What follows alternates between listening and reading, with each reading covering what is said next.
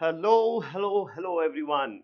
In this video, let's look at the basics of ratios. आज हम शुरू करते हैं हमारा नया topic ratio, proportion and variation.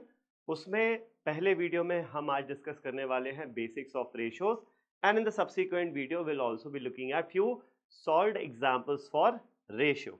ठीक है, अब बहुत इंपॉर्टेंट टॉपिक है रेशियो. रेशियो के डायरेक्ट क्वेश्चंस तो आते ही हैं एग्जाम में. इसका एप्लीकेशन बाकी क्वेश्चंस में भी हो सकता है. It may happen that you have a question of time and work या टाइम स्पीड डिस्टेंस, वहाँ पे रेशियो के कंसेप्ट का एप्लीकेशन डेफिनेटली हो सकता है. अब परसेंटेज प्रॉफिट एंड लॉस हो गया, वो समझने के लिए आपको रेशियो समझना बहुत ज़रूरी है. Time and work, time speed distance समझने के लिए रेशियो समझना बहुत ज़रूरी है. तो it's a very very very important topic. ठीक है, तो भाई मेक श्योर आप इसको अच्छे से समझो. कोई डाउट होता है तो डोंट हेजिटेट टू आस्क. ठीक है, एंड चलो शुरू करते हैं फिर. तो रेशियो होता क्या है? What is a ratio? तो रेशियो होता क्या है? It's a tool use for comparison of quantities. Very simple. हम रेशियो का यूज क्यों करते हैं? It is use to compare two और मोर देन टू क्वांटिटीज. ठीक है, फॉर एग्जाम्पल आपने मान लो ए की हाइट और बी की हाइट है. दो लोग हैं ए और बी. ठीक है, इसकी हाइट है 160 सेंटीमीटर्स और इसकी हाइट है 180 सेंटीमीटर्स. तो अब हम कंपैरिजन करने के लिए क्या करेंगे? रेशियो यूज करेंगे. तो a अपॉन बी या फिर a रेशियो b बोलोगे इज इक्वल टू 160 अपॉन 180. ये हो जाएगा इनकी हाइट्स का रेशियो. तो ratio is use for comparison. अब जरूरी नहीं है सिर्फ दो ही लोग हो, तीसरा भी हो सकता है. लेट्स से एक बंदा C है, C की हाइट है 150 सेंटीमीटर्स. ठीक है, तो इसको अब मैं कैसा लिख सकता हूं? इसको ऐसा भी लिख सकता हूं, A is to B is to C. A is to B is to C का मतलब क्या हो गया? A ratio B ratio C which is equal to 160 is to 180 is to 150. जिस सीक्वेंस में यहाँ क्वांटिटीज है ना, उसी सीक्वेंस में उनकी वैल्यूज भी रहेंगी. अब एक किसमें इंपॉर्टेंट फ्रीक्वेंट मिसकंसेप्शन होता है बच्चों को. मिसकंसेप्शन क्या? कि जैसे हमने दो क्वांटिटीज थे ए और बी. ए और बी का रेशियो कितना था? 160 अपॉन 180 जो भी था ये था.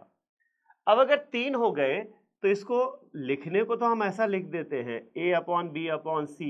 ये हो जाएगा 160 अपॉन 180 अपॉन 150. ये हो जाएगा. लेकिन लेकिन लेकिन ये एक्चुअली डिवीजन नहीं है. ऐसा नहीं है कि a को b से और b को c से डिवाइड किया, ये नहीं है. तो ऐसा मत कर देना कि c को यहाँ लेके मल्टीप्लाई कर दिया तुमने. मतलब ये 180 अपॉन 150 लिखा है, 150 को यहाँ लेके मल्टीप्लाई कर दिया, तो तुम बोलो सर इसकी वैल्यू 160 इंटू 150 अपॉन 180 हो जाएगी. ऐसा होगा क्या? क्या लगता है ऐसा होना चाहिए, नहीं होना चाहिए? ऐसा नहीं होगा बेटा. क्यों नहीं होगा? अगर ऐसा तुमने कर दिया तो यहाँ पर कितनी क्वांटिटीज बचे? दो ही बचे ना, न्यूमरेटर अपॉन डिनोमिनेटर. मैं तो तीन क्वांटिटीज को कंपेयर कर रहा था, तुमने लेके उसको दो में कन्वर्ट कर दिया. तो ये एक्चुअली डिवीजन नहीं है. ये जब हम रेशियो निकालते हैं ना, ratio is comparison, it's not division. इस बात का खास करके ध्यान रखना है अपने को. ठीक है, चल. तो पहली चीज तो ratio is use for comparing quantities. दूसरी इंपॉर्टेंट चीज, अब रेशियो जो है सिमिलर टाइप ऑफ क्वांटिटीज का ही निकाला जाता है. अब ऐसा नहीं है कि मान लो ए का वेट 60 kg है और बी की जो हाइट है वो 120 सेंटीमीटर है. लेट्स से एग्जाम्पल 120 सेंटीमीटर ले लिया. तो यहां पर ए के वेट और बी की हाइट का रेशियो क्या 60:120 आ जाएगा? नहीं नहीं नहीं भाई, कंपैरिजन कर रहे हो ना. हाइट को वेट किससे कंपेयर कर सकते हो? नहीं कर सकते. वेट को लेंथ से कंपेयर कर सकते हो? नहीं कर सकते. ठीक है, तो भाई it's very difficult to compare two different type of quantity. Very difficult, it's not possible. It's like कि अगर मैं बोलूं ए और बी की वजन का रेशियो 1:2 है. ए और बी के वजन का रेशियो 1:2 है, तो तुम्हें समझ में आ रहा है कि बी का वजन जो है वो ए के वजन का डबल है. इतना समझ में आ रहा है. लेकिन क्या किसी का वजन किसी दूसरे की हाइट के डबल हो सकता है? हाइट का डबल करोगे तो हाइट मिलेगा ना. हाइट का डबल करने से वजन मिल सकता है क्या? नहीं मिलेगा. ठीक है, तो ratio is use for comparison of similar type of quantities. और क्वांटिटीज में भी एक चीज का ध्यान रखना है. क्या? मान लो तुम दो लोगों के वजन को कंपेयर कर रहे हो. ए का वजन है कितना, कुछ और ले लो, ए का वजन है 60 kg, ठीक है, और बी का वजन है 40,000 ग्राम, ऐसा करके दिया हुआ है। तो भाई जब हम कंपैरिजन करेंगे ना, तो या तो दोनों को केजी में कंपेयर करेंगे या फिर दोनों को ग्राम्स में लेके वैल्यू निकालेंगे। तो A/B का जो रेशियो निकलेगा वो होगा 60:40, या तो दोनों को केजीज में कन्वर्ट कर दो या फिर दोनों को ग्राम्स में कन्वर्ट करो। तो 60 kg को ग्राम्स में कन्वर्ट करोगे, 60,000 ग्राम्स इज टू 40,000 ग्राम्स। इस तरीके से कंपैरिजन होगा, ना कि सिंपली 60/40,000। 60/40,000 तुमने कर दिया तो डिनोमिनेटर बड़ा आएगा, तो तुम किसी को बोलोगे कि रेशियो मान लो 6/400 है या 4000 है, तो उस बंदे को लगेगा कि बी का वजन ज्यादा है ए के, लेकिन ऐसा नहीं है ना, बी का वजन तो सिर्फ 40 kg है, ए का 60 kg है। तो हमें क्वांटिटी सेम रखना होता है। दूसरी चीज ये हो गई, और इसमें फाइनली तीसरी चीज आती है which is very simple, ratio is always expressed in simplest form. Simplest form में एक्सप्रेस किया जाता है रेशियो को। इससे क्या मतलब है? सिंपलेस्ट फॉर्म से मतलब है कि जो भी कॉमन फैक्टर होता है दोनों क्वांटिटीज में या तीनों में या चारों में, जितनी भी क्वांटिटीज हैं, जो भी कॉमन फैक्टर है हम वो एलिमिनेट कर देते हैं। जैसे कि अगर मैं यहां पर कंसीडर करूं, इसको छोड़ देते हैं, इसको हटा देते हैं, 60:40 कंसीडर करें अगर, तो यहां पर 10 का फैक्टर तो कॉमन दिख रहा है, तो 60/10 हो जाएगा 6:40/10 हो जाएगा 4। अभी भी कोई कॉमन फैक्टर है क्या? बिल्कुल है, 2 का फैक्टर कॉमन है, ये जाएगा 2 से 3 टाइम्स, ये जाएगा 2 से 2 टाइम्स। तो यहां पर A/B का जो सिंप्लीफाइड रेशियो है वो कितना आ जाता है? 3:2 आ जाता है। The simplified ratio of A/B is 3:2 over here. तो व्हेन आई से कि सिंप्लीफाइड फॉर्म में लिखना है, इसका मतलब ये जो रेशियो है ना, इसमें ये दोनों इंटीजर्स होने चाहिए, ये भी इंटीजर और ये भी इंटीजर होना चाहिए। अगर मैं आपसे बोलूं ना कि A/B का रेशियो 1/3:1/2 है, तो रेशियो तो है, बिल्कुल सही है, लेकिन अब ये सिंप्लीफाइड फॉर्म में नहीं है, ना ये इंटीजर है ना ये इंटीजर है, तो इसको इंटीजर बनाना पड़ेगा। कैसे बनाएंगे वो अभी बाद में समझेंगे, बट ये तीन चीजें नोटिस कर लो रेशियो के बारे में। Ratio is used for comparison of similar type of quantities, as in they should be in same units, units same होना चाहिए, and it is always expressed in simplest form. Ratio is always expressed in the simplest form. लिख लो इसको, फिर आगे बढ़ते हैं, ठीक है। तो अब देखो यहां पर, अगर मैं दो नंबर्स का आपको रेशियो दे दूं, A/B का रेशियो है 2:3, तो क्या तुम मुझे बता सकते हो कि ये नंबर्स क्या हैं? लेट्स सी, A और B का रेशियो हमें 2:3 दिया हुआ है, हमें बताना है इन नंबर्स की वैल्यू। क्या बता पाओगे, हाँ या ना? क्या लगता है? एक मिनट पॉज करके सोचो, क्या क्या तुम A और B की यहां वैल्यूज बता सकते हो? Well, you cannot tell the values of A and B over here. सिर्फ इतनी इंफॉर्मेशन से A और B की वैल्यूज तो नहीं बता सकते। क्यों नहीं बता सकते, समझो। अभी हमने क्या बोला था पिछले स्लाइड में कि ये जो रेशियो है ना, it's always express in simplest form. मतलब क्या कि जो भी कॉमन फैक्टर होता है, यहाँ पर कॉमन फैक्टर कितना था? पहले 10 और बाद में 2, तो टोटल 20 का फैक्टर, 60/20 इज 3, 40/20 इज 2। तो कॉमन फैक्टर 20 एलिमिनेट करने के बाद फाइनल रेशियो 3:2 आया था। तो आप समझो यहां पर भी तो कोई कॉमन फैक्टर रहा होगा। ये जो A/B का रेशियो 2:3 आया है ना, कुछ तो कॉमन फैक्टर रहा होगा। तो वो जो कॉमन फैक्टर रहा होगा उसको हम x मान लेते हैं। तो एक्चुअली A और B की वैल्यूज क्या रही होंगी? 2x और 3x ऐसी रही होंगी एक्चुअल वैल्यूज। उसमें से x का कॉमन फैक्टर एलिमिनेट हुआ, ये एलिमिनेट हुआ, तो सिंप्लीफाइड रेशियो 2:3 आया। तो एक्चुअली A की वैल्यू 2 और B की वैल्यू 3 नहीं है, ये तो उनके रेशियो की वैल्यूज हैं। एक्चुअल वैल्यू A की क्या है? A की एक्चुअल वैल्यू है 2x और B की एक्चुअल वैल्यू क्या है? 3x है। अब तुम्हें यहाँ x का वैल्यू पता है क्या? Do you know the value of x? No, we don't know the value of x। जब x की वैल्यू ही नहीं पता तो मैं A और B की वैल्यूज यहां पर नहीं बता सकता।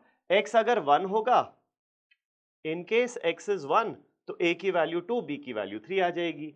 In case x is let's say 3, तो A की वैल्यू 2 into 3 6 और B की वैल्यू 3 into 3 9 आ जाएगी। तो इसका रेशियो भी 2/3 होता है, इसका रेशियो भी 2/3 होता है। x की वैल्यू 11 ले लो तो 2 into 11 22, 3 into 11 33 हो जाएगा। इसका रेशियो भी क्या होता है? 2/3 ही होता है। तो सिर्फ रेशो से, बहुत इंपॉर्टेंट है, गांठ बांध के रख लेना, आगे जाके आई एम श्योर आप में से काफी लोग ये गलती करोगे। सिर्फ रेशो से नंबर्स की वैल्यू नहीं बता सकते, कुछ तो एडिशनल इंफॉर्मेशन चाहिए जिससे हम वैल्यूज निकाल पाएंगे इन वेरिएबल्स की, या फिर ये जो नंबर्स हैं इनकी एक्चुअल वैल्यू हम तभी बता पाएंगे जब कॉमन फैक्टर पता हो। कॉमन फैक्टर पता करने के लिए कुछ तो एडिशनल इंफॉर्मेशन हमें चाहिए होगी। फॉर एग्जाम्पल इसी क्वेश्चन में रेशियो ऑफ नंबर्स इज 2:3। अब एक एडिशनल इंफॉर्मेशन और दे देता हूं मैं, क्या? Their sum is 150। क्या है 150? ये जो दो नंबर्स हैं ए और बी, इनका सम है 150। तो भाई ए और बी दो नंबर्स का रेशियो 2:3 है, देयरफॉर आई कैन से ए की value 2 into common factor x रही होगी और b की value 3 into the common factor x। x here is the common factor, common factor x है तो a की वैल्यू 2x और b की वैल्यू 3x हो गई। तो सिर्फ इतने से वैल्यूज तो नहीं बता सकते थे, लेकिन अब इंफॉर्मेशन उसने एडिशनल दे दी, क्या? कि भाई इन दोनों का सम कितना है? 150 है। तो ये जो दो नंबर्स हैं a प्लस b, इनका सम 150 है, तो a की वैल्यू 2x रख दो, b की वैल्यू 3x रख दो, ये सम 150 हो गया। वाह वाह वाह। तो 5x की वैल्यू 150 आ गई, ऑसम। यहां से मेरे पास x की वैल्यू कितना आ गई? 30। कॉमन मेरे पास फैक्टर आ गया है 30, कॉमन फैक्टर यहां पर 30 आ गया ना। अब थोड़ा सा लाइफ आसान हो गई। अब क्या करोगे? a की वैल्यू निकालने के लिए x की वैल्यू 30 यहां पुट कर दो। 2 इंटू 30 कितना हो जाएगा? ये 60। और b की वैल्यू 3 इंटू 30 ये कितना हो जाएगा? 90 हो जाएगा। करेक्ट। तो यहां से a और b की वैल्यूज हमारे पास आ जाती हैं 60 एंड 90। क्यों आ पाई? पिछले केस में तो नहीं आ पाई थी, यहां आ पाई है because, just a minute, because यहां पर हमें कॉमन फैक्टर निकालने के लिए कुछ एडिशनल इंफॉर्मेशन दिया हुआ था। राइट? चल, और इसी क्वेश्चन को करने का एक दूसरा तरीका भी है। दूसरा तरीका क्या है वो समझ लेते हैं। इसको तो बीच में पार्टीशन कर। अब मैं थोड़ा सा डिफरेंट एंगल से बताता हूं रेशो को समझते कैसे हैं। जब आपको बोला है ना ratio of A and B is 2:3, a:b का रेशियो 2:3 है। अच्छा, कई जगह आप इसी चीज को कैसा लिखा हुआ देखोगे, a:b is in the same proportion as 2:3। ये ऐसा डबल कॉलन भी होगा, इसका मतलब इक्वल टू ही होता है फॉर ऑल प्रैक्टिकल पर्पसेस। ठीक है। अब क्या बोला जाएगा, इसको कैसा सोचना है, ए बी का रेशियो 2:3 है ना, तो ऐसा समझो for every 2 parts of A there are 3 parts of B। इसको हम ऐसा सोच सकते हैं, A और B का रेशियो 2:3 है, तो A के 2 पार्ट्स हैं तो B के 3 पार्ट्स होंगे। तो मतलब A के अगर 4 पार्ट्स हैं तो B के 6 पार्ट्स हो जाएंगे। A के 20 पार्ट्स हैं तो B के 30 पार्ट्स हो जाएंगे। तो अब यहां से therefore आउट ऑफ टोटल कितने पार्ट्स हो गए? 2 + 3 5। Out of total 5 parts A has 2 and B has 3। Correct. तो यहां से मैं बोल सकता हूं therefore A is 2 parts out of total 5, यानी A is 2/5 of the total। A की जो वैल्यू है वो क्या है? A is 2/5 of the total, ये बोल सकते हैं हम। सिमिलरली B के लिए क्या बोल सकते हैं? B has 3 parts, तो B has 3 out of 5, यानी 3/5 of the total। A की वैल्यू क्या होगी? 2/5 of the total, B की वैल्यू होगी 3/5 of the total। I hope समझ में आ रहा है ये सबको। इस तरीके, ऑब्वियसली ये पूरा लिखने की जरूरत नहीं है हर बार आपको जब सॉल्व करना है, ये तो मैं समझाने के लिए बता रहा हूं तुम्हें।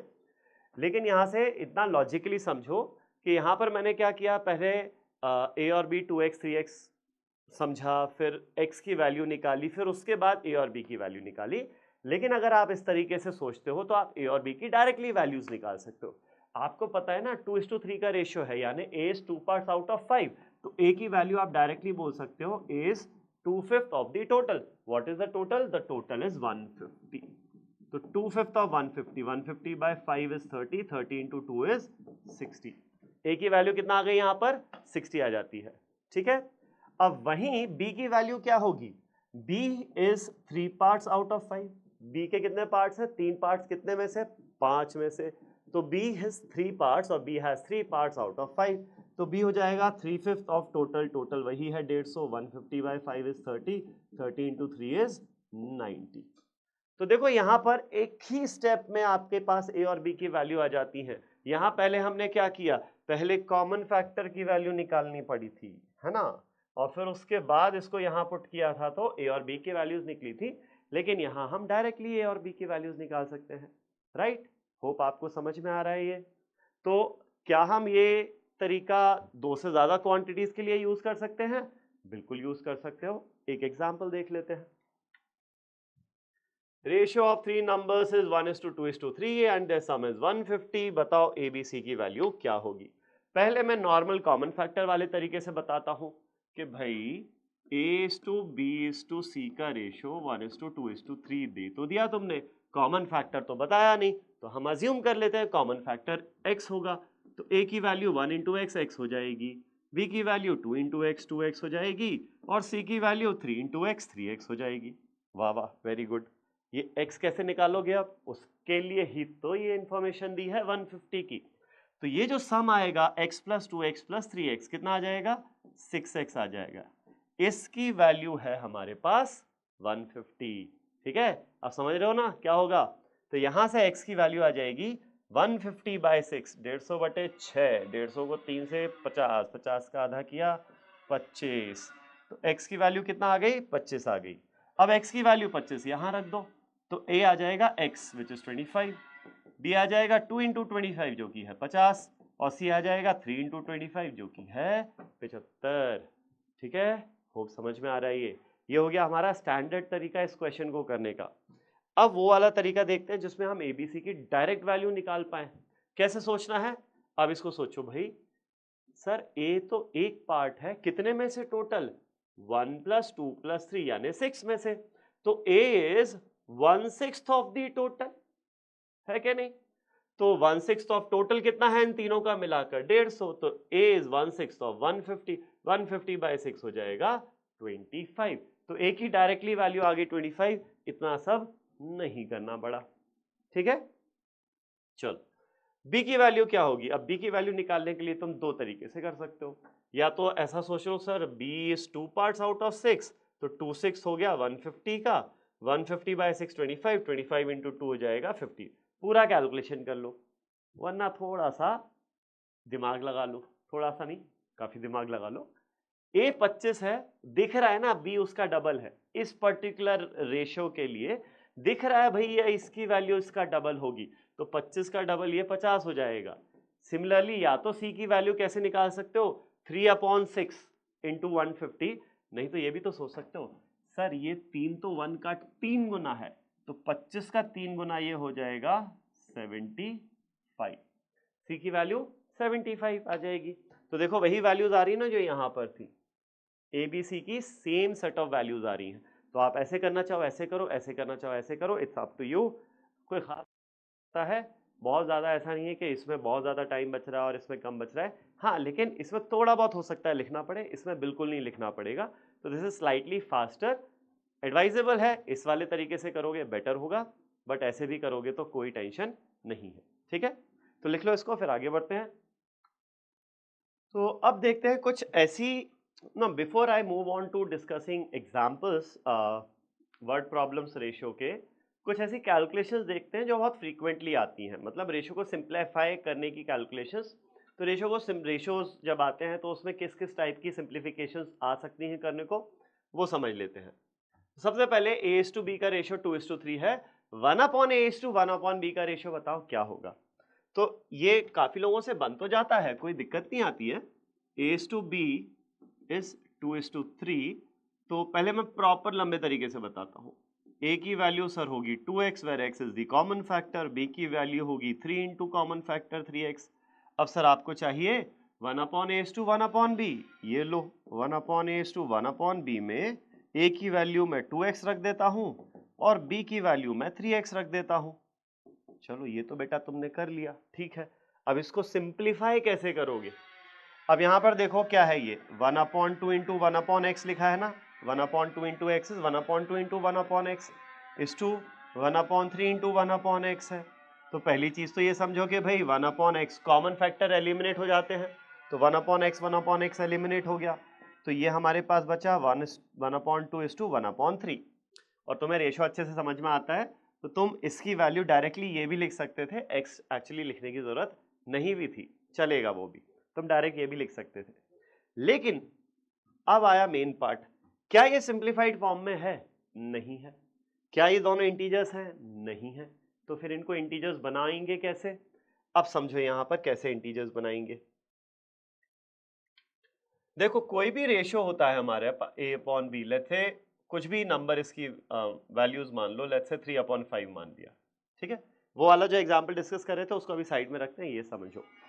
अगर मेरे पास ये रेशियो है 3:5, तो what I can do is I can multiply the same number and divide with the same number. तो ये जो रेशियो है इसकी वैल्यू चेंज होगी क्या? नहीं होगी चेंज।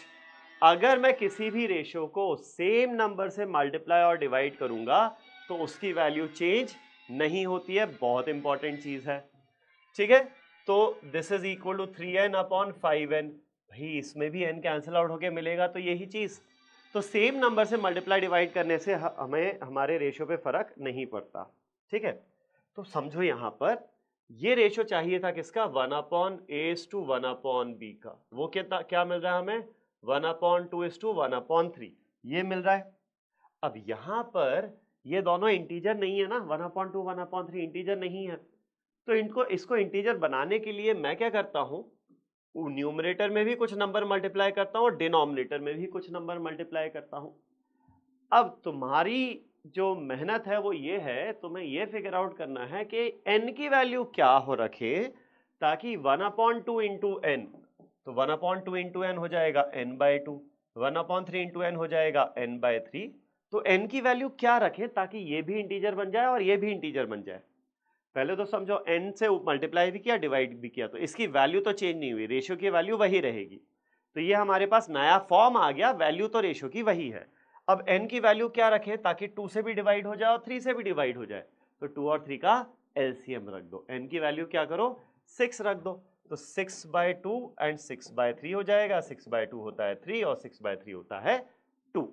तो सिंपली आप क्या करो, वो तो मैंने प्रॉपर समझाया, आप इस रेशियो के दोनों टर्म्स को 6 से मल्टीप्लाई कर दो, तो 1/2 इंटू 6 हो जाएगा 3 और 1/3 इंटू 6 हो जाएगा 2 यहां पर। आई होप समझ में आ रहा है ये। तो जो सिंप्लीफाइड रेशियो है वो क्या हो गया? 3:2 हो गया। अब तुम में से कुछ खरापातियों का दिमाग चल रहा होगा, अरे सर ये 2:3 था, ये तो उल्टा हो गया, 3:2 हो गया। क्या हमेशा ऐसा होगा? क्या लगता है हमेशा ऐसा होगा कि नहीं होगा? होगा, लेकिन अगर सिर्फ 2 टर्म्स हैं तो। 2 से ज्यादा हो गए तो ये हमेशा चेंज नहीं होगा, ध्यान रखना इस चीज का। चलो पहले इतना लिख लो फिर आगे बढ़ेंगे। तो तुम सोच रहे होगे कि सर अगर 3 टर्म्स हो जाएं तो ऐसा रिवर्स नहीं होगा क्या? चलो समझ लेते हैं। अब मैं थोड़ा सा डायरेक्टली करूंगा। ABC 3 नंबर्स का रेशियो 1 2 3 है, 1/a 1/b 1/c। By the way इनके ये क्या रेसिप्रोकल है ना, तो this is the reciprocal ratio of ABC। A/B/C का रेशियो कुछ दिया हुआ है, रेसिप्रोकल रेशियो है या फिर इनवर्स रेशियो भी बोलते हैं। तो 1/A/1/B/1/C कि डायरेक्टली वैल्यूज लिख दो, 1/2 is to 1/2 नहीं 1/1 है एंड 1/2 है, 1/1 is to 1/2 is to 1/3, ठीक है। 1/A is 1/1, 1/B is 1/2, 1/C is 1/3। अब इसको सिंप्लीफाई करने के लिए क्या करो भैया, ये 3 रेशियोज है ना, तीनों में कुछ ऐसा नंबर मल्टीप्लाई कर दो ताकि जो n है वो 1 से भी डिवाइड हो जाए, 2 से भी हो जाए और 3 से भी हो जाए। तो ये जब आप n से मल्टीप्लाई करोगे तो ये बन के आएगा 1/1 इंटू n यानी n/1 is to 1/2 into n यानी n/2 इज टू n/3। तो n की वैल्यू क्या रख दे? n की वैल्यू आप रख दो 6। कैसे आया 6? 1 2 3 ये जो डिनोमिनेटर्स है इनका एलसीएम है, ठीक है। तो 6/1 is 6, 6 upon 2 is 3 and 6 upon 3 is 2। तो ये हो गया A 1 upon A is to 1 upon B is to 1 upon C का रेशियो। ठीक है, अब देखो क्या ये रिवर्स ऑर्डर में आया है? नहीं आया है। तो इस चीज का ध्यान रखना कि जरूरी नहीं है हमेशा रिवर्स ऑर्डर में ही आए। कूल, चलो एक और एग्जांपल देखते हैं। A is to B is to C का रेशियो है 2 is to 3 is to 5, 1 upon A is to 1 upon B is to 1 upon C। एक बार पॉज करो वीडियो को, try to solve this yourself और फिर सोल्यूशन देखना। ठीक है, चलो मैं बताता हूँ। अब 1 upon A हो जाएगा 1 upon 2 is to 1 upon B हो जाएगा 1 upon 3 is to 1 upon C हो जाएगा 1 upon 5। अब किस नंबर से मल्टीप्लाई करूं? ऐसे नंबर से मल्टीप्लाई करो तीनों टर्म्स को जो 2, 3 और 5 तीनों से ही डिवाइड हो जाए। तो 2 और 3 और 5 यानी 15, 30 एलसीएम हो जाएगा 2, 3, 5 का। तो तीनों को 30 से मल्टीप्लाई करते हैं। 30 into 1/2 is 15, 30 into 1/3 is 10, 30 into 1/5 is 6। ठीक है, तो कम ये जो रेशियो आ गया है 1 upon A is to 1 upon B is to 1 upon C का, ये रेशियो आता है 15 is to 10 is to 6। और ये रिवर्स ऑर्डर में नहीं आता है, इस चीज का ध्यान रखना है हमको। ओके, आगे बढ़ते हैं नेक्स्ट। ओके, सिंपल सी चीज है। 1 अपॉन A B C दिया हुआ है ratio, A upon B is to B upon C is to C upon A का रेशियो पूछा है। तो भाई A अपॉन B कितना हो जाएगा? A अपॉन B होता है 1/2। फिर B अपॉन C कितना है? B अपॉन C है 2 is to 3, तो 2/3। और C अपॉन A कितना है? 3/1। C upon A will be 3/1, सो 3/1। अब इसमें न्यूमरेटर तो इंटीजर है, कोई दिक्कत नहीं है, डिनोमिनेटर के कारण दिक्कत आ रही है। ठीक है, तो डिनोमिनेटर का एलसीएम 2, 3, 1 यानी 6 से मल्टीप्लाई कर देते हैं तीनों टर्म्स को। तो 6 into 1/2 is 3, 6 into 2/3 is 12/3, 4, 6 into 3/1 is 18। ये आ गया final simplified ratio of this expression. ठीक है, कूल, आगे बढ़ते हैं। अब आते हैं नेक्स्ट टाइप ऑफ सिंप्लीफिकेशन पे, जहां पर आपको दो या उससे ज्यादा रेशियोज दिए हो और आपको उसको कंबाइन करना है। दो या उससे ज्यादा रेशियोज दिए हैं और उन्हें हमें कंबाइन करना है। तो एक एक करके देखते हैं। पहले तो बहुत सिंपल सा है, दो रेशियो हैं, A/B दिया हुआ है 1:2 और आपको B/C दिया हुआ है 2:3। हमें निकालना है what is the combined ratio of A, B and C। A/B/C तीनों का, A को B से कंपेयर किया, B को C से कंपेयर किया, तो तीनों को साथ में कंपेयर करें तो क्या कंपैरिजन बनेगा? इफेक्टिवली ये क्वेश्चन है। ओके, तो यहां पर तो बहुत इजी है। देखो जो B है ना, कॉमन टर्म है, B कॉमन टर्म है, इसकी वैल्यू दोनों रेशियोज में क्या है? 2 है, सेम है। तो इसको उस तरीके से समझते हैं कि for every one part of A there are 2 parts of B, right? तो for every one part of A there are 2 parts of B, but for every 2 parts of B, how many parts of C there are 3 parts of C। तो ये तो हो गया बहुत easily combine, 1:2:3। ABC का combined ratio कितना आ गया? 1:2:3 आ गया। अब ये आसान क्यों था? Why is this so easy? ये आसान इसीलिए है क्योंकि B की जो वैल्यू है ना, दोनों रेशियोज में सेम है। दोनों रेशियो में B की वैल्यू सेम थी, तो A B को कंपैरिजन और B C का कंपैरिजन को कंबाइन करना बहुत आसान था। What if ये वैल्यू अलग हो? अगर ये वैल्यू अलग होगी तो कैसे करेंगे वो देखते हैं। बट बिफोर दैट एक सिंपल सी चीज मुझे बताओ, अगर मैं तुम्हें A और B का कंपैरिजन दूं या रेशियो दूं 1:2 और मैं बोलूं C/D का कंपैरिजन है 2:3, now can you tell me A/B/C/D इसका कंबाइंड रेशियो आप निकाल सकते हो या नहीं निकाल सकते? जो भी है यस और नो आंसर्स जो है कमेंट्स में टाइप करके बताओ। I will reply to your comments. Can you tell me what is the combined ratio of A, B, C and D? ठीक है, अगर यस है तो क्या कंबाइंड रेशियो आएगा वो बताओ, और अगर आंसर नो है तो वाई नो, वो भी रीजन भी बताओ मुझे। चलो आगे बढ़ते हैं। अब यहां पर क्या हुआ, दो रेशियोज तो हैं जिनमें B कॉमन है, यहां पर भी B है और यहां पर भी B है, लेकिन B की वैल्यू अलग अलग है दोनों जगह। तो अगर मुझे और पहले तो A अपॉन B का रेशियो दिया हुआ है 1/2, B अपॉन C का रेशियो दिया हुआ है 3:4। I have to calculate the combined ratio of A, B and C. पिछले केस में आसान था क्योंकि जो B की वैल्यू थी वो सेम थी दोनों जगह, 2 2 थी। यहां पर सेम नहीं है। अगर सेम नहीं है तो क्या तुम खुद इसको सेम बना सकते हो? बिल्कुल बना सकते हैं। कैसे? 2 और 3 का एलसीएम होता है 6, तो दोनों जगह b की वैल्यू 6 बना दो। तो भाई इसको 6 बनाने के लिए 3 से मल्टीप्लाई करोगे। सिर्फ नीचे कर नहीं सकते, ऊपर भी करना पड़ेगा। सिर्फ नीचे कर दिया तो वैल्यू चेंज हो जाएगी, जो हम कर नहीं सकते। ऊपर नीचे मल्टीप्लाई करेंगे तो इफेक्टिवली रेशियो की वैल्यू सेम रहेगी। तो यहाँ पर जो आपका आंसर है वो ये आंसर हो जाएगा, सॉरी, ये जो रेशियो है ये हो जाएगा 3/6। सिमिलरली यहाँ b को 6 बनाने के लिए 2 से मल्टीप्लाई करोगे तो 2 से डिवाइड भी करना पड़ेगा, तो ये हो जाएगा 6/8। Now it becomes very easy to combine the two ratios, क्योंकि b की वैल्यू क्या हो गई? सेम हो गई दोनों रेशियो में। तो हम बोलेंगे for every 3 parts of a there are 6 parts of b, and for every 6 parts of b there are 8 parts of c। बहुत सिंपल सा हो गया ना यहाँ पर। क्यों सिंपल हो गया यहाँ पर? बिकॉज हमने b की वैल्यू सेम कर दी थी। ठीक है, लिख लो इसको। तो ये था जब हम दो रेशियोज को कंबाइन करते हैं, तो जो कॉमन टर्म है उसकी वैल्यू सेम बना दो और कंबाइन कर दो, बहुत आसान है। अगर दो से ज्यादा रेशियोज आ जाएं फिर क्या करोगे? जैसे कि ये एक सिंपल एग्जांपल है यहाँ पर। अब सिंपल क्यों बोल रहा हूं मैं, समझते हैं। ए बी सी डी ई का कंबाइंड रेशियो निकालना है। अब सिंपल क्यों है यहाँ पर? जितने भी कॉमन टर्म्स है ना, जैसे b कॉमन है तो इसकी वैल्यू सेम है, c की वैल्यू दोनों जगह सेम है, d की वैल्यू दोनों जगह सेम है। तो सिंस हर वेरिएबल की वैल्यू या हर नंबर की वैल्यू अलग अलग रेशियोज में सेम है, तो ये रेशियोज को कंबाइन करना बहुत आसान है। क्या बोलेंगे हम? For every 1 part of a there are 2 parts of b, for 2 parts of B there are 3 parts of C.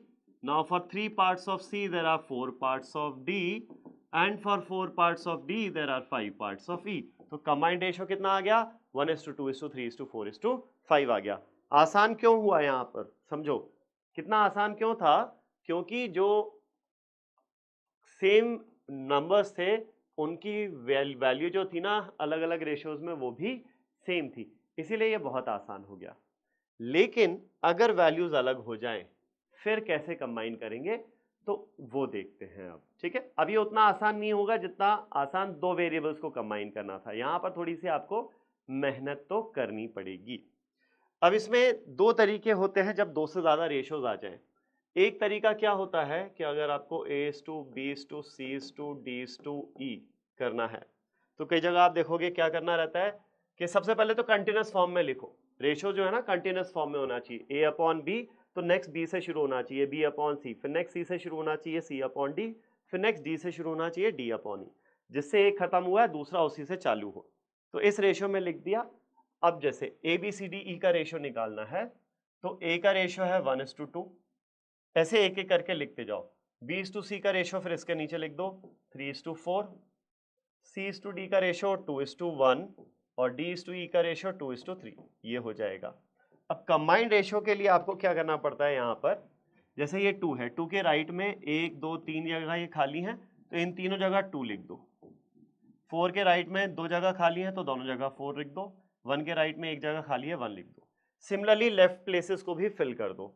3 के लेफ्ट में यहाँ 3 लिख दो, 2 के दोनों जगह लेफ्ट में 2 लिख दो, यहाँ पर ये 2 के लेफ्ट में दोनों जगह 2 लिख दो।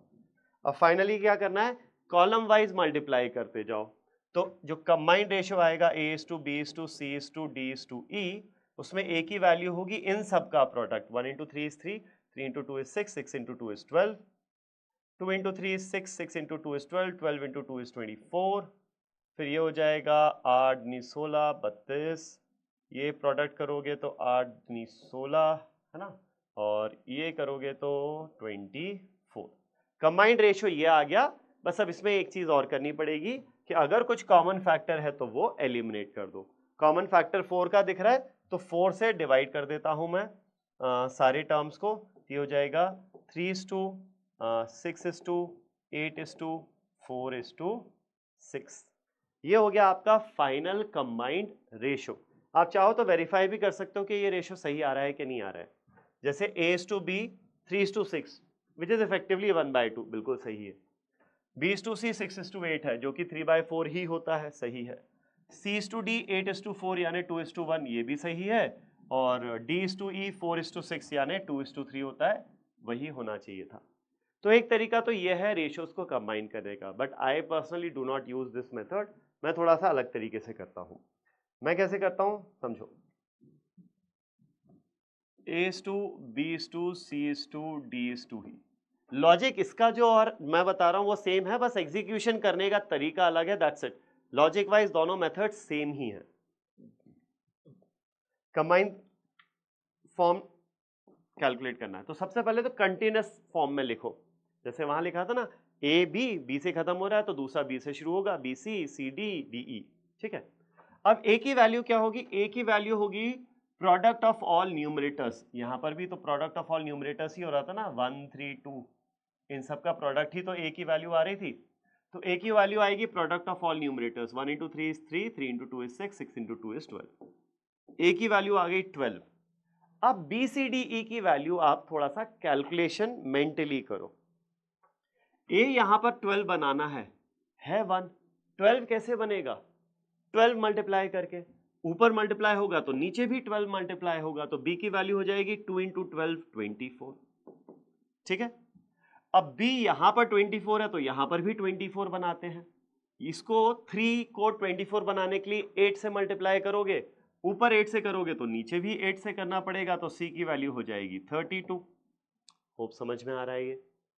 अब C यहां 32 होगा तो C यहां भी 32 करना पड़ेगा। 32 करने के लिए इसको 16 से मल्टीप्लाई करोगे तो नीचे भी करना पड़ेगा, तो D की वैल्यू हो जाएगी 16, और D 16 यहां है तो यहां भी 16 बनाएंगे। C यहां 16 बनाने के लिए 8 से मल्टीप्लाई करोगे तो नीचे भी 8 से मल्टीप्लाई होगा, E की वैल्यू हो जाएगी 24। तो देखो इतना सब लिखने की जगह ये वाला आंसर तुम्हारा सिंगल स्टेप में ही आ गया, ठीक है। बट उसके लिए कैलकुलेशंस थोड़ा सा अच्छी होनी चाहिए। अब सिंप्लीफाई कर लो इसको कॉमन फैक्टर एलिमिनेट करके। 4 का फैक्टर कॉमन है, एलिमिनेट करोगे तो 3:6:8:4:6। ये हो जाएगा आपका final combined ratio of A/B/C/D/E। देख लो इसको अच्छे से समझ लो, नोट्स बना लो, फिर आगे बढ़ते हैं। कूल। अब आते हैं नेक्स्ट टाइप ऑफ कैलकुलेशंस पे। 2A = 3B है तो A/B का रेशियो क्या होगा।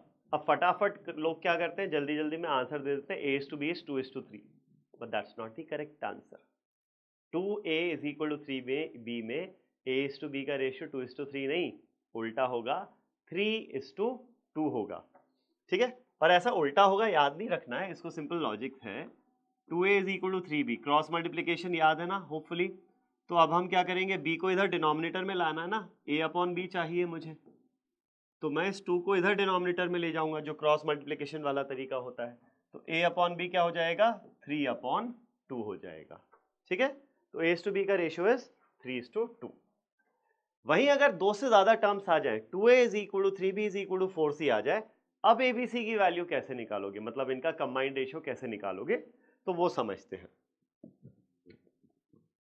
अब क्रॉस मल्टीप्लिकेशन वगैरह तो कुछ कर नहीं सकते ना, वो तो सिर्फ 2 ही टर्म्स होते उसके लिए कर सकते थे। यहां क्या करेंगे देखो, 2A = 3B = 4।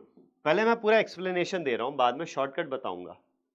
तो 2A = 3B = 4C, let's say all these terms are equal to K, ये सब K के बराबर है। तो 2A = K, तो A की वैल्यू क्या हो जाएगी, K/2 हो जाएगी। 2A = K, 2 से डिवाइड करोगे, A की वैल्यू K/2 हो गई। सिमिलरली B की वैल्यू क्या हो जाएगी, अब देखो 3B = K, तो B की वैल्यू होगी K/3, और सिमिलरली 4C = K, तो C की वैल्यू होगी K/4। ये ABC की वैल्यूज आ गई मेरे पास। अब रेशियो चाहिए था A/B/C का, A/B/C का रेशियो चाहिए था, तो A की वैल्यू क्या है, K/2, B की वैल्यू है K/3, और C की वैल्यू है K/4। तो सबसे पहली फुर्सत में क्या करना है, K को हटाओ यहां से, K का फैक्टर कॉमन है तो K से डिवाइड करो दो तीनों टर्म्स को, यहां बचेगा 1/2 = 1/3 = 1/4। अब इसको सिंप्लीफाई कैसे करोगे, हमने ये देखा हुआ है ऑलरेडी। ये इंटीजर्स नहीं है ना, तो इंटीजर बनाने के लिए डिनोमिनेटर के एलसीएम से मल्टीप्लाई कर दो। 2 3 4 का एलसीएम हो जाएगा 12, तो 12 into 1/2 is 6, 12 into 1/3 is 4 and 12 into 1/4 is 3। ये हो गया आपका कंबाइंड रेशियो ऑफ A:B:C। ठीक है। अब इसका शॉर्टकट समझो। क्या ये वाला स्टेप आप डायरेक्टली लिख सकते थे? बिल्कुल। याद रखना, जब भी इस तरीके से आपके पास दो या उससे ज्यादा इक्वल टू आ जाए with variables and some coefficients, तो वेरिएबल का जो रेशियो है A:B:C वो क्या है? Reciprocal of their coefficients. ये एक्चुअली वेरिएशन का कंसेप्ट है थोड़ा सा, बट वो वेरिएशन बाद में आएगा। तो बस अभी इतना ध्यान रखना कि A:B:C का C का रेशियो क्या होगा? रेसिप्रोकल ऑफ A कोएफिशिएंट यानी 1/2, B का कोएफिशिएंट 3 है तो इसका रेसिप्रोकल 1/3, C का कोएफिशिएंट 4 है, इसका रेसिप्रोकल 1/4 हो जाएगा। और फिर एक और स्टेप में सिंप्लीफाई करके ये निकाल लो। तो ये सारे स्टेप्स मैंने समझाने के लिए किए थे, आपको इस क्वेश्चन में डायरेक्टली यहां आना चाहिए अगर समझ में आया है तो। ठीक है, चलो एक एग्जांपल और देख लेते हैं। यहां पर एक बार खुद से करो फिर सोल्यूशन देख लेना। तो यहां पर मैं बोलूंगा ABC का जो रेशियो है ना, डायरेक्टली बोलूंगा A के कोएफिशिएंट का रेसिप्रोकल, B के कोएफिशिएंट का रेसिप्रोकल और C के कोएफिशिएंट का रेसिप्रोकल। और 3, 5, 6 का एलसीएम कितना हो जाएगा? 30 हो जाएगा ये, right. So 30 into 1/3 10, 30 into 1/5 6, 30 into 1/6 is 5। ये आ गया तुम्हारा AB और C का रेशियो। देखा कितना आसान था। अगर चीजें समझ में आए, समझ में आने के लिए पहले पता भी होना चाहिए कि एग्जैक्टली कैसे हो रहा है। एक बार समझ में आती है तो शॉर्टकट है उसका इस पर्टिकुलर टाइप के प्रॉब्लम में रेशियो निकालने का। ठीक है, चलो आई होप ये कर सकते हो आप। A is equal to 2B is equal to 3C, तो A:B:C का रेशियो क्या होगा? A का रेसिप्रोकल यानी 1, B के कोएफिशिएंट का रेसिप्रोकल यानी 1/2 और C के कोएफिशिएंट का रेसिप्रोकल यानी 1/3। 1, 2, 3 का एलसीएम 6, 6 से मल्टीप्लाई कर दो। 6 into 1/6 is 6, 6 into 1/2 is 3 and 6 into 1/3 is 2। ये आ गया कंबाइंड रेशियो ऑफ A:B:C। ठीक है, आगे बढ़ते हैं। अब ये दिया हुआ A/2 is equal to B/3, find the ratio of A:B। तो ये तो वैसे ही हो गया ना, ये जो अभी प्रॉब्लम्स हम डिस्कस कर रहे हैं। यहाँ पे बस कोएफिशिएंट्स प्रॉपर इंटीजर थे, यहाँ पे कोएफिशिएंट्स क्या है? फ्रैक्शन में है, तो लॉजिक में कोई फर्क नहीं पड़ेगा। तो A:B का रेशियो क्या हो जाएगा? A के कोएफिशिएंट का रेसिप्रोकल, देखो क्या लिखा हुआ है ये, half into A is equal to 1/3 into B। तो A का कोएफिशिएंट है 1/2, 1/2 का रेसिप्रोकल हो जाएगा 2। B का कोएफिशिएंट है 1/3, तो 1/3 का रेसिप्रोकल हो जाएगा 3। तो A:B का रेशियो कितना आ गया? 2:3 आ गया। Very very simple. ठीक है, नेक्स्ट एग्जांपल देखो। 1 A/2 is B/3 is C/4, find the ratio of A:B:C। बहुत सिंपल है रे भाई। A के कोएफिशिएंट का रेसिप्रोकल 1/2 का रेसिप्रोकल 2, B के कोएफिशिएंट का रेसिप्रोकल 3 और C के कोएफिशिएंट का रेसिप्रोकल 4। ये आ गया A:B:C का सिंप्लीफाइड रेशियो। ठीक है, खूब समझ में आ रहा है ये सबको। आगे बढ़ते हैं। अब तो कुछ टर्मिनोलॉजीज हैं वो मैं बता देता हूं, हालांकि ये टर्मिनोलॉजीज बहुत ज़्यादा क्या इस पे बेस्ड क्वेश्चंस हार्डली ही कभी पूछे गए हैं एग्जाम्स में, बट आपको पता हो तो at least when you read books वगैरह, तो वहाँ पे अगर कहीं यूज़ किया हो तो आपको समझ में तो आएगा। तो चलो देखते हैं। अगर आपको कोई रेशियो दिया हुआ है A/B, तो यहाँ पर A को हम न्यूमरेटर और B को डिनोमिनेटर, ये हम normal day to day life में बोलते हैं, लेकिन इनके एक टेक्निकल टर्म्स और होते हैं। A को बोलते हैं एंटीसीडेंट और B को बोलते हैं कॉन्सिक्वेंट। एंटीसीडेंट जो पहले आए, कॉन्सिक्वेंट मतलब जो बाद में आए। तो जो पहले आता है न्यूमरेटर उसको एंटीसीडेंट बोलते हैं, जो बाद में आता है डिनोमिनेटर उसको हम कॉन्सिक्वेंट बोलते हैं। ठीक है, अब अगर ये रेशियो दिया हुआ है आपको A/B का, तो इसमें होता है एक डुप्लीकेट रेशियो। तो if A/B is a ratio, A/B का डुप्लीकेट क्या होता है? A/B का स्क्वायर होता है। ठीक है, वहीं सब डुप्लीकेट रेशियो क्या होता है? Square root of the given ratio. A/B अगर रेशियो है तो इसका सब डुप्लीकेट क्या होगा? Square root of A/B। Similarly अगर A/B एक रेशियो है तो इसका ट्रिप्लीकेट रेशियो क्या होता है? A/B का क्यूब। और सब ट्रिप्लीकेट क्या होगा? A/B का क्यूब रूट ऑफ A/B। ठीक है, अब वहीं आता है एक इनवर्स रेशियो। A/B का इनवर्स रेशियो क्या होगा? A/B मतलब A:B लिखा हुआ है ये, तो A/B का इनवर्स या फिर रेसिप्रोकल रेशियो होता है 1/A/1/B। ये तो अपन काफी डिस्कस कर भी चुके हैं पहले। और फाइनली कंपाउंड रेशियो आता है एक टर्म। कंपाउंड रेशियो का मतलब होता है कि कंपाउंड रेशियो के लिए आपको एटलीस्ट 2 रेशियोज तो चाहिए होते हैं। तो 2 या उससे ज्यादा रेशियोज का जब हम कंपाउंड रेशियो निकालते हैं तो बेसिकली हम उन सारे रेशियोज को मल्टीप्लाई करते हैं। For example the compound ratio of A/B and C/D is product of these 2 ratios. तो product of numerators upon product of denominators हो जाएगा। ठीक है, तो दिस इज फ्यू टर्मिनोलॉजीज जो पता हो तो अच्छा है, नहीं पता हो तो इस पे बेस्ड टर्मिनोलॉजी पे बेस्ड क्वेश्चंस तो शायद ही कभी एग्जाम में पूछे जाते हैं। एनीवेज चलो, तो अब हम आते हैं एक बहुत छोटे से पार्ट पे। इतना जो हमने डिस्कस किया इस पे बेस्ड एग्जांपल्स हम नेक्स्ट वीडियो में डिस्कस करेंगे। एक छोटा सा कंसेप्ट और कर लेते हैं, फिर हम चलेंगे नेक्स्ट वीडियो पर जहां पर हम पुराने जो हमने सिंप्लीफिकेशंस देखे हैं और जो ये रेशियो है रेशियो ऑफ इनइक्वालिटीज का, इन सारे कंसेप्ट पे बेस्ड क्वेश्चंस हम नेक्स्ट वीडियो में करेंगे। फाइन। तो रेशियो ऑफ इनइक्वालिटीज की बात करो तो जब मैं बोलता हूँ रेशियो ऑफ इनइक्वालिटीज, इसका मतलब कि रेशियो या तो मैं देख रहा हूँ 1 से बड़ा है या 1 से छोटा है। इनइक्वालिटी मैं 1 से कंसिडर कर रहा हूँ। फाइन।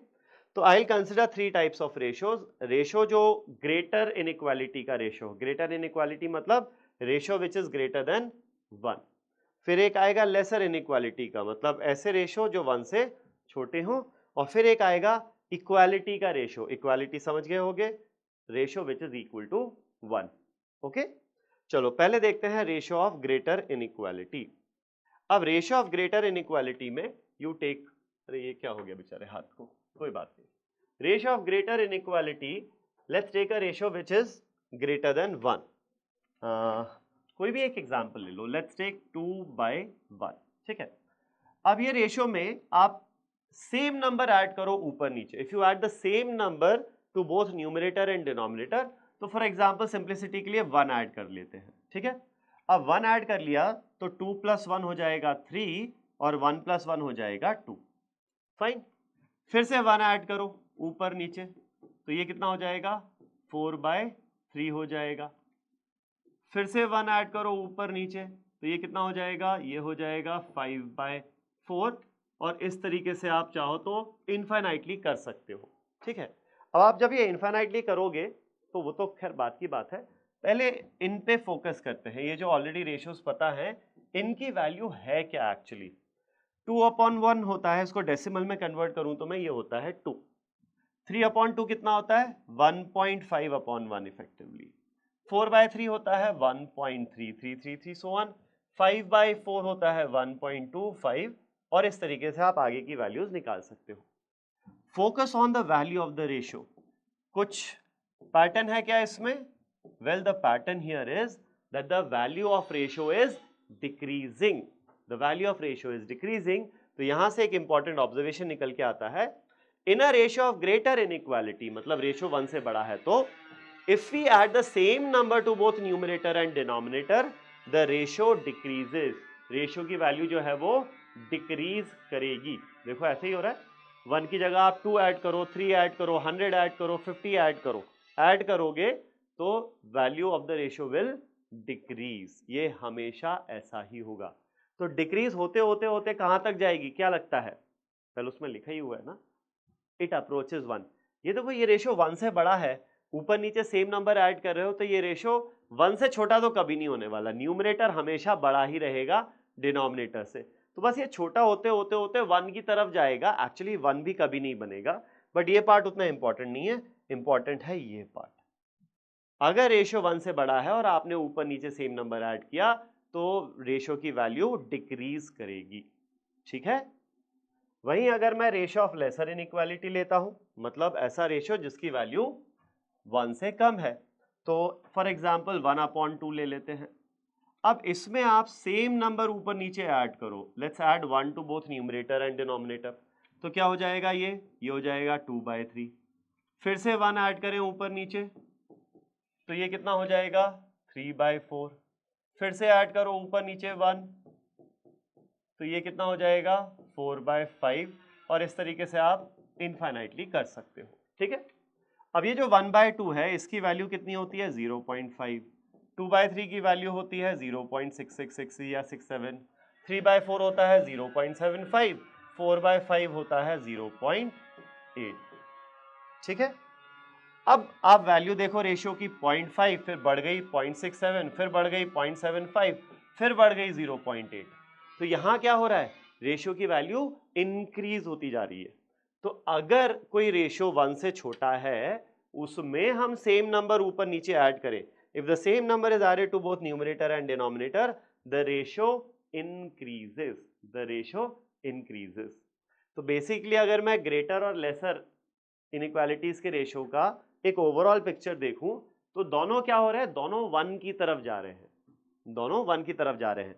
1 से बड़ा रेशियो है और सेम नंबर ऐड करोगे तो कम होते होते 1 की तरफ जाएगा। 1 से छोटा रेशियो है, सेम नंबर ऐड करोगे तो बढ़ते बढ़ते 1 की तरफ जाएगा। ठीक है, ये दो चीजें हमें ध्यान रखनी है। अब तुम मुझे बताओ कि अगर इक्वालिटी वाला रेशियो है तो क्या होगा। वेल यहां पर मैं पूरी कैलकुलेशन करके नहीं बता रहा। If the ratio is equal to 1, इसका मतलब क्या, न्यूमरेटर डिनोमिनेटर सेम है दोनों में, और अगर सेम नंबर ऊपर नीचे ऐड करेंगे तो भी न्यूमरेटर डिनोमिनेटर सेम रहेंगे, तो रेशियो की वैल्यू चेंज नहीं होगी, वो तो हमेशा 1 ही रहेगी। In ratio of equality if same number is added to both numerator denominator the ratio remains same, that is 1। ये तो बहुत इजी सा है, सिंपल सेल्फ एक्सप्लेनेटरी है। तो ये जो कंसेप्ट है इसमें क्वेश्चन किस टाइप का आएगा समझ लेते हैं एक एग्जांपल लेके। Ratio of ages of a father and son 10 years ago was 5:3. What could be the ratio of their ages today? ठीक है, तो हम दो अलग अलग टाइम पीरियड्स की बात करें, एक तो आज की और एक 10 साल पहले की। -10 years मतलब 10 साल पहले की बात कर रहे हैं। अब आपसे बोला है फादर और सन की एज का रेशियो 10 साल पहले दिया हुआ है 5:2। ठीक है, 5:2 तो रेशियो है, तो कुछ कॉमन फैक्टर रहा होगा, let's say x common factor रहा होगा, तो फादर की एज 5x और सन की एज 2x रही होगी उस समय 10 साल पहले। अब वो बोल रहा है what could be the ratio of their edges today, आज उनकी एजेस का रेशियो क्या हो सकता है। तो आज की रेशियो या एजेस का रेशियो निकालने के लिए पहले आज की एजेस निकालनी पड़ेगी। तो 10 साल पहले फादर की एज 5x थी, तो आज कितनी होगी, +10 कर दो। 10 साल पहले 2x थी सन की एज, तो आज कितनी होगी, +10 कर दो। तो ये हो जाएगा फादर की आज की एज 5x + 10 और सन की आज की एज 2x + 10। ठीक है, ये पुरानी एजेस थी, ये आज की एजेस हो गई, और रेशो चाहिए मुझे, तो ये हो जाएगा रेशो 5x + 10 अपॉन 2x + 10। ठीक है, अब समझो यहां पर ये जो रेशो है इसकी अगर मैं प्रॉपर वैल्यू निकालूं तो x तो कैंसिल आउट होगा, 5/2 आता है 2.5। ठीक है, तो ये जो रेशो है ये क्या है, 1 से बड़ा है। तो एक रेशो है जो ऑलरेडी 1 से बड़ा है, इसमें हमने क्या किया, ऊपर नीचे सेम नंबर ऐड कर दिया। अब सेम नंबर ऐड किया तो क्या लगता है, ये जो नया रेशो है इसकी वैल्यू बढ़ेगी, कम होगी या सेम रहेगी इसके मुकाबले। वेल अगर हम देखें यहां पर, हमने अभी जस्ट सीखा कि in a ratio of greater inequality 1 से बड़ा रेशो है, सेम नंबर ऊपर नीचे ऐड करेंगे तो रेशो की वैल्यू क्या होगी, कम हो जाएगी, इट डिक्रीजेस, द रेशो की वैल्यू डिक्रीजेस, राइट। तो अगर रेशो की वैल्यू डिक्रीज होगी तो यहां पर ये जो नई वैल्यू आएगी वो डेफिनेटली 2.5 से तो कम आनी चाहिए। जो भी नए रेशियो की वैल्यू आएगी ना वो मेरी 2.5 से कम होनी चाहिए। एक्चुअली रेशियो क्या होगा 10 साल बाद मैं नहीं बता सकता, you can not figure out a unique answer, इसीलिए देखो आपसे यूनिक पूछा भी नहीं है, what could be the ratio, could भी पूछा ना कि क्या हो सकता है। Any ratio which is less than 2.5 is acceptable to me. 2.5 नहीं चलेगा, 2.5 से बड़ा नहीं चलेगा, 2.5 से छोटा ही होना चाहिए। तो अब ऑप्शन चेक कर लेते हैं। पहला ऑप्शन 8:3, 8:3 की जब आप प्रॉपर वैल्यू निकालोगे तो ये आ जाएगा 2.6666, 2.67। चलेगा क्या ये रेशो आज के लिए, नहीं, 2.5 से छोटा होना चाहिए था, तो ये तो नहीं चलेगा। 11:4 कितना होता है, 2.75। अब ये भी क्या हो गया, 2.5 से बड़ा हो गया, तो ये भी नहीं चलेगा। 13:5 कितना होता है, 2.6, ये भी 2.5 से बड़ा हो गया, ये नहीं चलेगा। 7:3 कितना होता है, 2.3333 सो ऑन, ये चलेगा मुझे। जो भी पॉसिबल रेशो था एजेस का आज का, वो 2.5 से कम होने चाहिए था, और वो आ रहा है 2.33, विच इज अ पॉसिबल। ये पॉसिबल नहीं है, ये नहीं है, ये नहीं है, तो by elimination A B C D तो एलिमिनेट हो गए। ठीक है, हमारे पास बचता है सिर्फ और सिर्फ option D, and that is the only acceptable value of this ratio of their edges at present. ठीक है, तो ये हो गया हमारा basics of ratios. So in this video we'll look at some practice questions, basic practice questions mostly of ratios. Now at the beginning the questions are pretty basic, but there are very good questions, few very good questions towards the end of this video. So stay till the end of the video to have a very thorough practice of ratios. ठीक है, तो how should you go about this video is, I'll display the question. You have to try and do the question yourself. Pause the video, try and solve the question yourself. बने तो अच्छा, नहीं बने तो भी you look at the video. As in, sorry, नहीं बनेगा तो obviously you look at the solution. लेकिन अगर बन गया तो भी look at the solution. Maybe there is a shorter or a better method than the method that you did. चलो तो शुरू करते हैं. Let's start with the first question here. If x is to y is 3 is to 4, find 2x plus 5y upon 3x plus 7y. ना इस question को करने के दो तरीके हैं. एक तो सिंपल आप x की वैल्यू 3 और y की वैल्यू को 4 मान लो और यहाँ पुट कर दो. तो 2 into x is 3, 2 into 3 6 plus 5 into y यानी 4, ये हो जाएगा 5 into 4 20 upon 3 into 3 9 plus 7 into y यानी 7 इंटू 4 28, तो ये हो जाएगा 26 अपॉन 37. ये आंसर आ गया. एक तरीका ये है. दूसरा तरीका क्या है, तो अब तुम यहाँ सोचोगे सर x की वैल्यू 3 और y की वैल्यू 4 है क्या एक्चुअली? नहीं, एक्चुअली क्या होगा, x की value 3 into some common factor a होनी चाहिए और y की value 4 into some common factor a होनी चाहिए. तो होगा क्या, जब आप x की एक्चुअली 3a और 4a वैल्यू यहाँ पुट करोगे तो न्यूमरेटर में आ जाएगा 26a और डिनोमिनेटर में आ जाएगा आपके पास 37a. ठीक है ना, 9 प्लस 28 37. तो अब होगा क्या, a gets cancelled out by a, you get ultimately 26 upon 37. यही मिल जाएगा at the end. तो भले ही आप वो कॉमन फैक्टर लो या नहीं लो, फर्क नहीं पड़ रहा. फर्क नहीं पड़ रहा, ऐसे कैसे?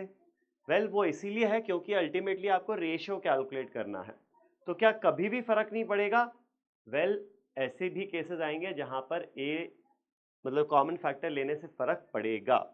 फॉर एग्जाम्पल ये सेकेंड क्वेश्चन देखो. अब अगर आपने यहाँ पर x की वैल्यू 3 और y की वैल्यू 2 पुट कर दी तो आपके पास एक्चुअली आंसर आ जाएगा. ठीक है, सॉल्व करो और देखो क्या आंसर आएगा. फाइन. तो अब अगर तुमने x की वैल्यू 3 और y की वैल्यू 2 पुट कर दी है और आंसर निकाल लिया है and you think that is the answer, well you are wrong, that is not the correct answer. क्योंकि एक्चुअल जो तरीका होता है उसमें तो हम बोलेंगे x की value 3 into some common factor होगी और y की value 2 into the same common factor होगी. तो एक्चुअली ये जो एक्सप्रेशन है इसकी वैल्यू होगी 2 इंटू 3a का स्क्वायर, तो ये हो जाएगा 18a square plus 5y square 4 into 5 20a square upon 2 into x is 6a plus 3 into 2 is 6a. ठीक है, तो ये हो जाएगा अपने पास 38a स्क्वायर अपॉन 12a. अब देखो होगा क्या, a स्क्वायर से एक a कैंसिल आउट होगा तो हमारे पास बनेगा 38 इंटू a बाई 12. आप इसको भी सिंप्लीफाई कर सकते हो तो 19a बाई 6 आ जाएगा. ये आ गया आपका फाइनल आंसर. बट क्या एक्चुअली इसकी वैल्यू तुम्हें पता है? नहीं पता. जब तक a की वैल्यू नहीं पता, इसकी वैल्यू हमें नहीं पता चलेगी. तो दिक्कत क्यों हो रही है? a के कारण. तो पिछले केस में क्या हो रहा था, पिछले क्वेश्चन में a कैंसिल आउट हो जा रहा था. क्यों कैंसिल आउट हो जा रहा था? Because all these terms were linear, सबकी पावर सेम थी. अब वो सेम 1 हो सकती है, 2 हो सकती है, 3 हो सकती है, उससे फर्क नहीं पड़ेगा. बट सबकी ये जो वेरिएबल्स हैं एक्स वाई, सबकी पावर सेम थी, तो ultimately a got cancelled out. लेकिन यहाँ पर सबकी पावर सेम नहीं है. ऊपर आएगा a स्क्वायर, नीचे आएगा a, तो a रह जाएगा. इस कारण से इस क्वेश्चन का आंसर होगा CBD, can not be determined. इस क्वेश्चन का आंसर होगा कैन नॉट बी डिटरमाइंड. देख लो इसको अच्छे से समझ लो. नेक्स्ट क्वेश्चन पर चलते हैं, क्वेश्चन नंबर 3. ट्राई करो ये क्वेश्चन. चलो देखो, 2x is equal to 3y, 5y is equal to 6z, x is to z का रेशियो निकालना है। तो यहां से मैं बोल सकता हूं x अपॉन y, y नीचे आएगा तो ये 2 इधर नीचे चला जाएगा, 3/2। x upon y is 3/2। Next यहां से y और z का रेशियो आ जाएगा, y अपॉन z हो जाएगा 6/5। ठीक है, अब x इज टू z निकालने के दो तरीके हैं। एक तरीका तो यह है कि मैंने दोनों इक्वेशंस को मल्टीप्लाई कर दूं, तो लेफ्ट हैंड साइड्स मल्टीप्लाई होंगे, x upon y into y upon z is equal to 3/2 into 6/5 हो जाएगा। तो y कैंसल्स आउट यहाँ पर, x upon z is equal to, ये कितना हो जाएगा, 2 से ये 6 जाएगा, 3 times 3 into 3 is 9/5। x upon Z की वैल्यू आ गई 9/5। ठीक है, कूल। एक तरीका ये है। दूसरा तरीका क्या है यहाँ पर, दूसरा तरीका ये है कि आप एक्स वाई जेड का कंबाइंड रेशियो निकाल लो, x is to y is to z. तो कंबाइन कैसे करते हैं हम रेशियो को, जो कॉमन टर्म होता है उसकी वैल्यू एलसीएम के बराबर कर देते हैं। तो 2 और 6 का एलसीएम 6 होगा, तो y की वैल्यू 6 बना दो and accordingly change the value of x and z। यहाँ y 6 बनाने के लिए 3 से मल्टीप्लाई करोगे तो x भी 3 से मल्टीप्लाई होगा, x की वैल्यू आ जाएगी 9। यहाँ y ऑलरेडी 6 है तो z हो जाएगा 5। तो ये क्या हुआ, for every 9 parts of x there are 6 parts of y and for every 6 parts of y there are 5 parts of z। तो यहाँ पर अगर आप देखोगे x इज टू z का रेशियो क्या है, 9:5 है। इस तरीके से भी इस क्वेश्चन को किया जा सकता है। ठीक है, आगे बढ़ते हैं नेक्स्ट क्वेश्चन पर। Go ahead, try this question. बहुत सिंपल सा सवाल है, x is to y is to z, combined ratio निकालना है। तो कंबाइंड रेशियो में हम क्या करेंगे, जो y की वैल्यू है दोनों तरफ उसको एलसीएम के बराबर कर देंगे। 9 और 6 का एलसीएम हो जाएगा 18। ठीक है, तो y की वैल्यू हो जाएगी 18। अब y की वैल्यू यहाँ 18 बनाने के लिए 2 से मल्टीप्लाई करोगे तो x भी 2 से मल्टीप्लाई होगा, तो 8 इंटू 2 हो जाएगा 16, x की वैल्यू 16। यहाँ y को 18 बनाना है तो 3 से मल्टीप्लाई करेंगे 6 को, तो z की वैल्यू भी 3 से मल्टीप्लाई होगी, 5 इंटू 3 हो जाएगा यहाँ पर 15। तो x is to y is to z का जो कंबाइंड रेशियो है दैट इज 16:18:15 आ जाएगा। ओके, आगे बढ़ते हैं। Now a is to b is to c का कंबाइंड रेशियो है 5:3:4, a upon b is to b upon c is to c upon a, ये रेशियो चाहिए। चलो बहुत सिंपल सा है, a upon b is 5/3 is to b upon c is 3:4 is to c upon a is 4:5। ये आ गया। अब इसको सिंप्लीफाई करना है। अब इसको सिंप्लीफाई करने के लिए जो डिनोमिनेटर्स हैं उनके एलसीएम से मल्टीप्लाई कर दो। सो 3, 4, 5 का एलसीएम कितना हो जाएगा यहाँ पर 60। तो तीनों टर्म्स को 60 से मल्टीप्लाई कर देते हैं। 5/3 into 60 is to 3/4 into 60 is to 4/5 into 60। चलो, तो 60/3 इज 20, 20 इंटू 5 100 हो गया ये। 60/4 इज 15, 15 इंटू 3 45 हो जाता है। 60/5 इज 12, 12 इंटू 4 हो जाएगा 48। तो कंबाइंड रेशियो क्या आ गया यहाँ पर हमारा 100:45:48 आ गया। ठीक है, आगे बढ़ते हैं नेक्स्ट क्वेश्चन पर। If p is to q is 5:7, find p plus 10 is to q plus 14। Okay, तो यहाँ पर अब आपको लग रहा होगा कि यार p और q की वैल्यूज तो हमें पता ही नहीं है, तो फिर ये रेशियो कैसे निकलेगा। Well, confusion is valid but let's still try. p और q का रेशियो दिया हुआ है 5:7, तो यहाँ से हमें p की वैल्यू क्या समझ में आती है, 5 इंटू सम x हो जाएगी कॉमन फैक्टर, और q की वैल्यू 7 इंटू एक्स कुछ कॉमन फैक्टर ये हो जाएगी। ठीक है, चलो अब हमें निकालना है वैल्यू इस एक्सप्रेशन की, p plus 10 upon q plus 14। मैं p और q की वैल्यूज पुट कर देता हूं इन टर्म्स ऑफ x।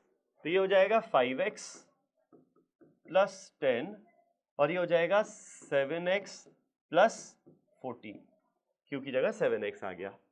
अब देखो यहाँ न्यूमरेटर में 5x और 10 में कॉमन फैक्टर 5 का है, तो वो बाहर निकाल लेते हैं, बचेगा x प्लस 2। सिमिलरली यहाँ डिनोमिनेटर में कॉमन फैक्टर 7 बाहर निकालेंगे, बचेगा x प्लस 2। और अब अगर x प्लस 2 कैंसिल आउट हो गया तो ये आंसर क्या आ जाएगा, 5:7 आ जाएगा। तो यहाँ पर आंसर क्या होगा? Option A 5:7 is the correct answer over here. ठीक है, तो यहाँ पर ऐसा कैसे हो रहा है कि आंसर आ जा रहा है even without knowing the values of P and Q? Well, proportion जब आएगा तब एक और प्रॉपर्टी हम देखेंगे। वो प्रॉपर्टी ऐसी है कि सिंस ये जिस रेशियो में है 5:7, उसी रेशियो में ये नंबर्स भी ऐड हो रहे हैं 10 एंड 14। 10 और 14 का रेशियो क्या है? 5:7 ही है ना। तो दो रेशियोज जिनका प्रोपोर्शन सेम है वो ऐड हो रहे हैं, तो इनके जो न्यूमरेटर्स का सम अपॉन डिनोमिनेटर्स का सम है वो रेशियो भी सेम होगा जो इंडिविजुअल रेशियोज थे। मतलब क्या? a बाई बी अगर c बाई डी के बराबर है तो ये दोनों a plus c upon b plus d के बराबर होते हैं। ये चीज जब प्रोपोर्शंस आएगा तब हम और डिटेल में पढ़ेंगे इसको। ठीक है, आगे बढ़ते हैं नेक्स्ट क्वेश्चन पर। p is to q is 4:7, find p plus 12 is to q plus 28। Solve करो इसको। अब यहां पर अगर तुमने सॉल्व किया और तुमने वैल्यूज पुट करी 4x और 7x, तो तुम देखोगे कॉमन निकालने पर कुछ भी कैंसिल आउट नहीं हो रहा। क्यों नहीं हो रहा? क्योंकि ये रेशियो 4:7 है और ये रेशियो क्या है? 3:7 है। दो अलग अलग रेशियोज के न्यूमरेटर डिनोमिनेटर ऐड करो तो आंसर आएगा कैन नॉट बी डिटरमाइंड। जैसे p की वैल्यू 4x और q की वैल्यू 7x रखे तो ये हो जाएगा 4x प्लस 12 और ये हो जाएगा 7x प्लस 28। 4 कॉमन लेते हैं, यहाँ बचेगा x प्लस 3 और यहाँ से 7 कॉमन लेते हैं, बचेगा x प्लस 4।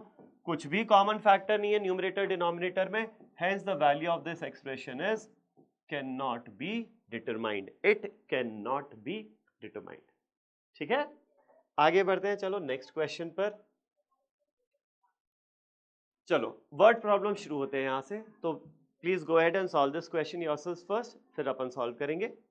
तो देखो यहाँ पर ए बी सी तीन अमाउंट्स हैं, इनका सम 48 है। तो तीन लोगों के पास टोटल सम 48,000 है। तो मान लो ए के पास a रुपीज है, बी के पास b रुपीज और सी के पास c रुपीज। तो इन तीनों का जो सम है वो है 48,000। The ratio of shares of a to b is 3:4। ए और बी के जो शेयर्स हैं उनका रेशियो 3:4 है एंड बी एंड सी का जो रेशियो है वो है 4:5। हमें निकालना है सी के पास कितना अमाउंट है। तो देखो सिंपल सी चीज है, सबसे पहले इन दो रेशियोज से can I calculate the combined ratio of A to B to C? बिल्कुल कर सकते हैं सर। कैसे? जो कॉमन टर्म था उसकी वैल्यू सेम है, तो b for every 4 parts of b there are 3 parts of a, for every 4 parts of b there are 5 parts of c। तो इन तीनों का कंबाइंड रेशियो कितना आ गया? 3:4:5 आ गया।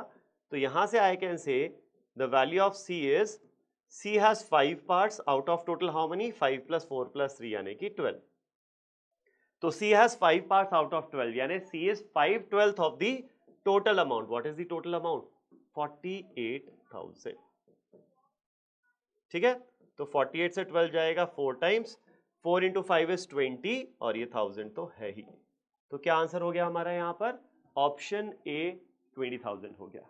ठीक है, by the way you can obviously either decrease the speed or increase the speed if you find it slow or you find it fast। तो accordingly आप वो player में जाके अपना speed modify कर सकते हो so that you feel you can watch the video at as per your comfortable speed। ठीक है, and obviously pause करने का तो option रहता ही है आपके पास। चलो, तो जनरली मैं थोड़ा सा fast जा रहा हूँ because I know you can increase or decrease the speed as per your convenience।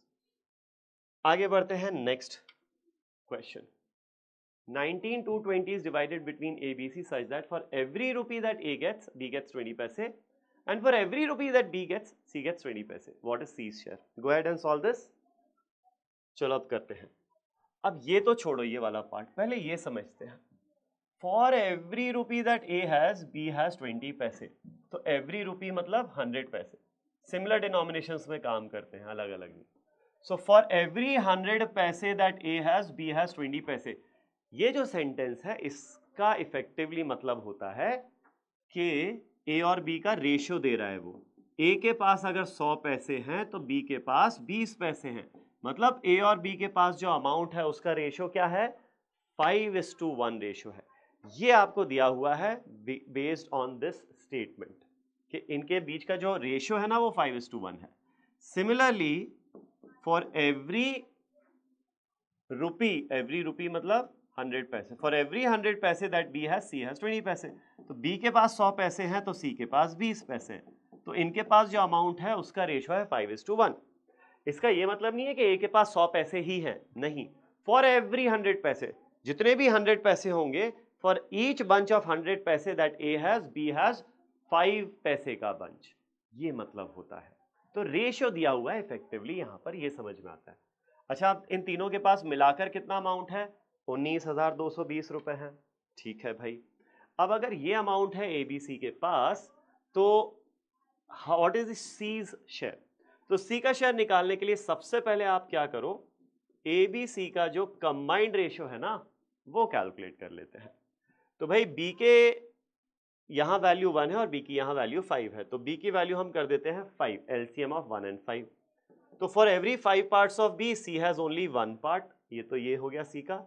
ए के लिए अब इसको 5 बनाना है तो 5 से नीचे भी और ऊपर भी मल्टीप्लाई करेंगे, तो ए की वैल्यू हो जाएगी 5 इंटू 5 25। तो for every 5 parts of B there are 25 parts of A. तो एबीसी का जो कंबाइंड रेशियो है वो 25:5:1 आ जाता है। यहां से अब हम बोल सकते हैं C has only 1 part out of how many? 31। एक पार्ट है out of 31, so C is 1/31 of 19,220। चलो, तो 19,220 को 31 से डिवाइड कर लेते हैं। ठीक है भाई, ये जाएगा 6, सॉरी वैसे नहीं जाएगा, 31 इंटू 6 इज 186, बचा 62, 31 2 जा 62, रिमाइंडर 0, एक ये 0 बचा था तो क्वेश्चन में 0 लगा दिया। तो ये आंसर आ गया हमारे पास कितना? 620। तो सी को कितने रुपए मिले हैं? 620 रुपए मिले हैं सी को यहां पर। ठीक है, आगे बढ़ते हैं नेक्स्ट क्वेश्चन पर। Go ahead and solve this question yourself first, फिर अपन देखेंगे।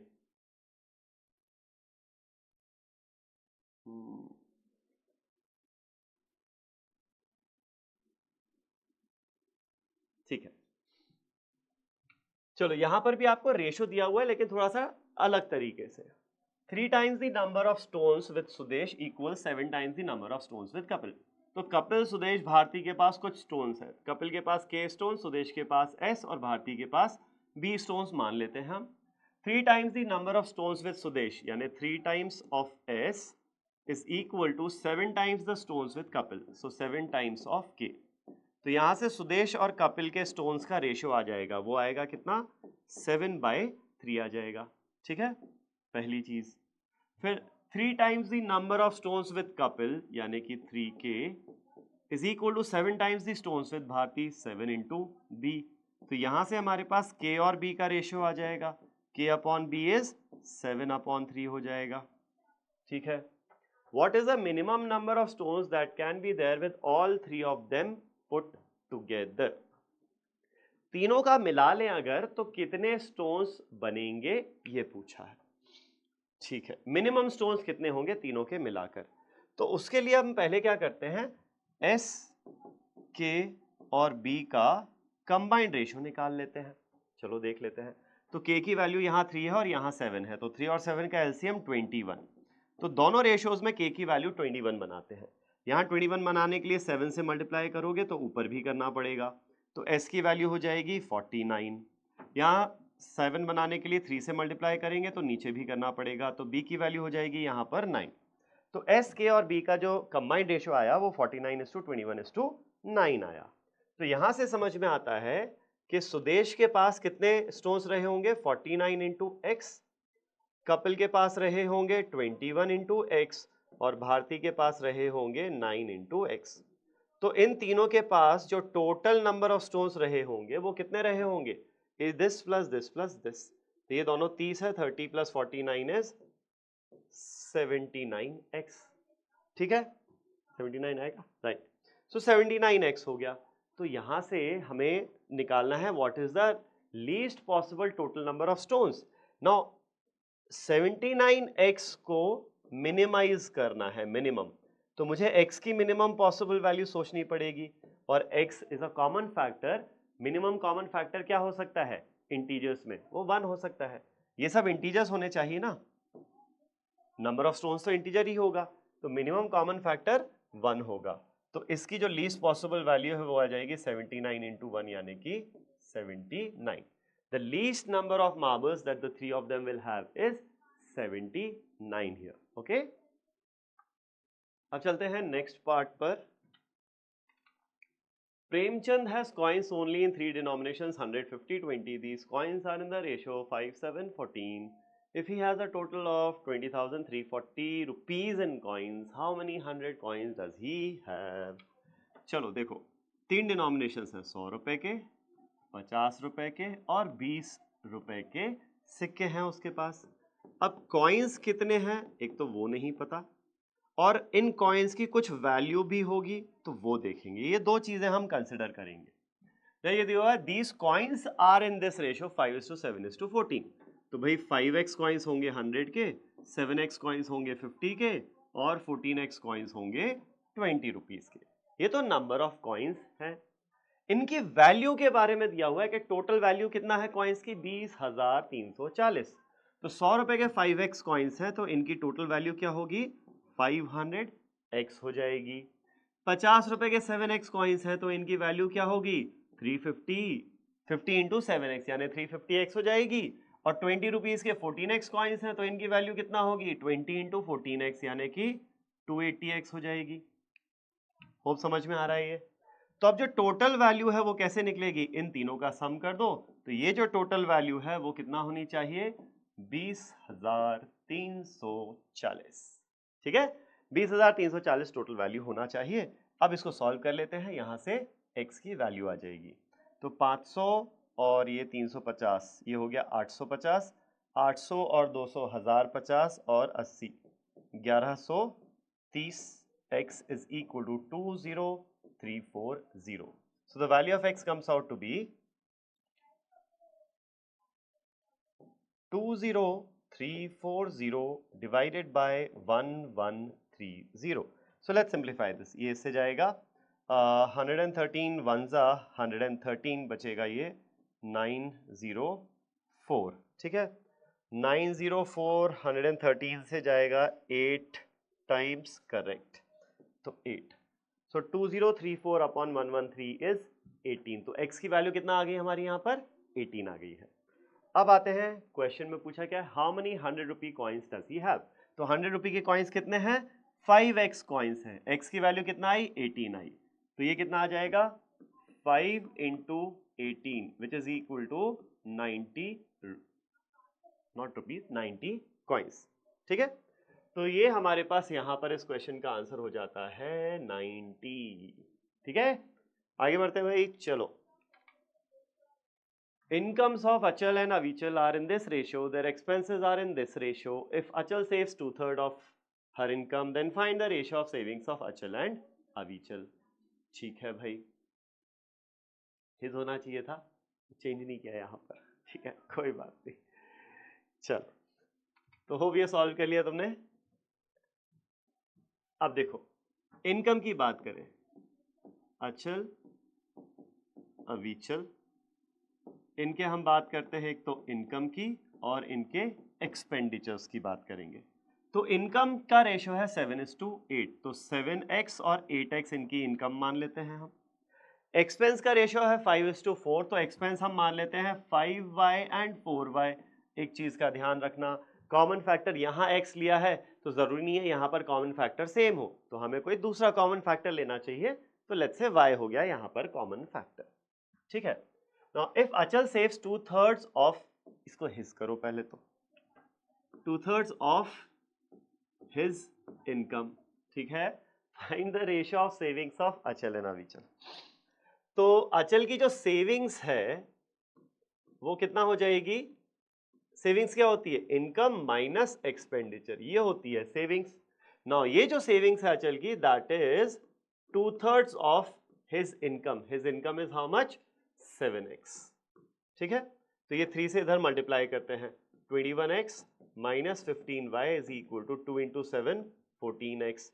14 इधर आएगा, 21 minus 14 7x is equal to 15 इधर आएगा प्लस 15y। तो x अपॉन y का जो रेशियो है वो कितना हो जाएगा 15:7। x upon y the ratio here, the ratio of x upon y is 15:7। ये आ गया। अब पूछा क्या था यहाँ पर, find the ratio of savings of अचल एंड अविचल। तो देखो रेशियो निकालना है ना, तो एक काम करते हैं यहाँ पर चीजों को आसान बनाने के लिए। x की वैल्यू मैं मान लेता हूँ 15a हो जाएगी और y की वैल्यू 7a हो जाएगी। तो सारी चीज को एक सिंगल वेरिएबल a के टर्म्स में ले आएंगे तो कैलकुलेशन ईजी रहेगी। तो x 15a है, तो ये इनकम कितनी होगी अचल की 7 इंटू 15 यानी 105a, और अविचल की सेविंग इनकम हो गई 8 इंटू 15 यानी 120a। एक्सपेंडिचर ऑफ अचल कितना है 5 into Y, 5 into 7 is 35a, और अविचल का जो एक्सपेंडिचर है वो कितना हो जाएगा 4 इंटू 7 यानी कि 28a। तो सेविंग्स ऑफ अचल कितना हो जाएगा 105a माइनस 35a यानी कि 70a। ठीक है, वहीं सेविंग्स ऑफ अविचल कितना हो जाएगा 120a माइनस 28, तो ये हो जाएगा 92a। अब तुम्हें निकालना था इनकी सेविंग्स का रेशियो, तो वो आएगा 70a अपॉन 92a, ए कैंसल्स आउट, 2 से कॉमन फैक्टर जाएगा 2 का, 35 upon 46। So the ratio of their savings is 35 upon 46 आ जाएगा।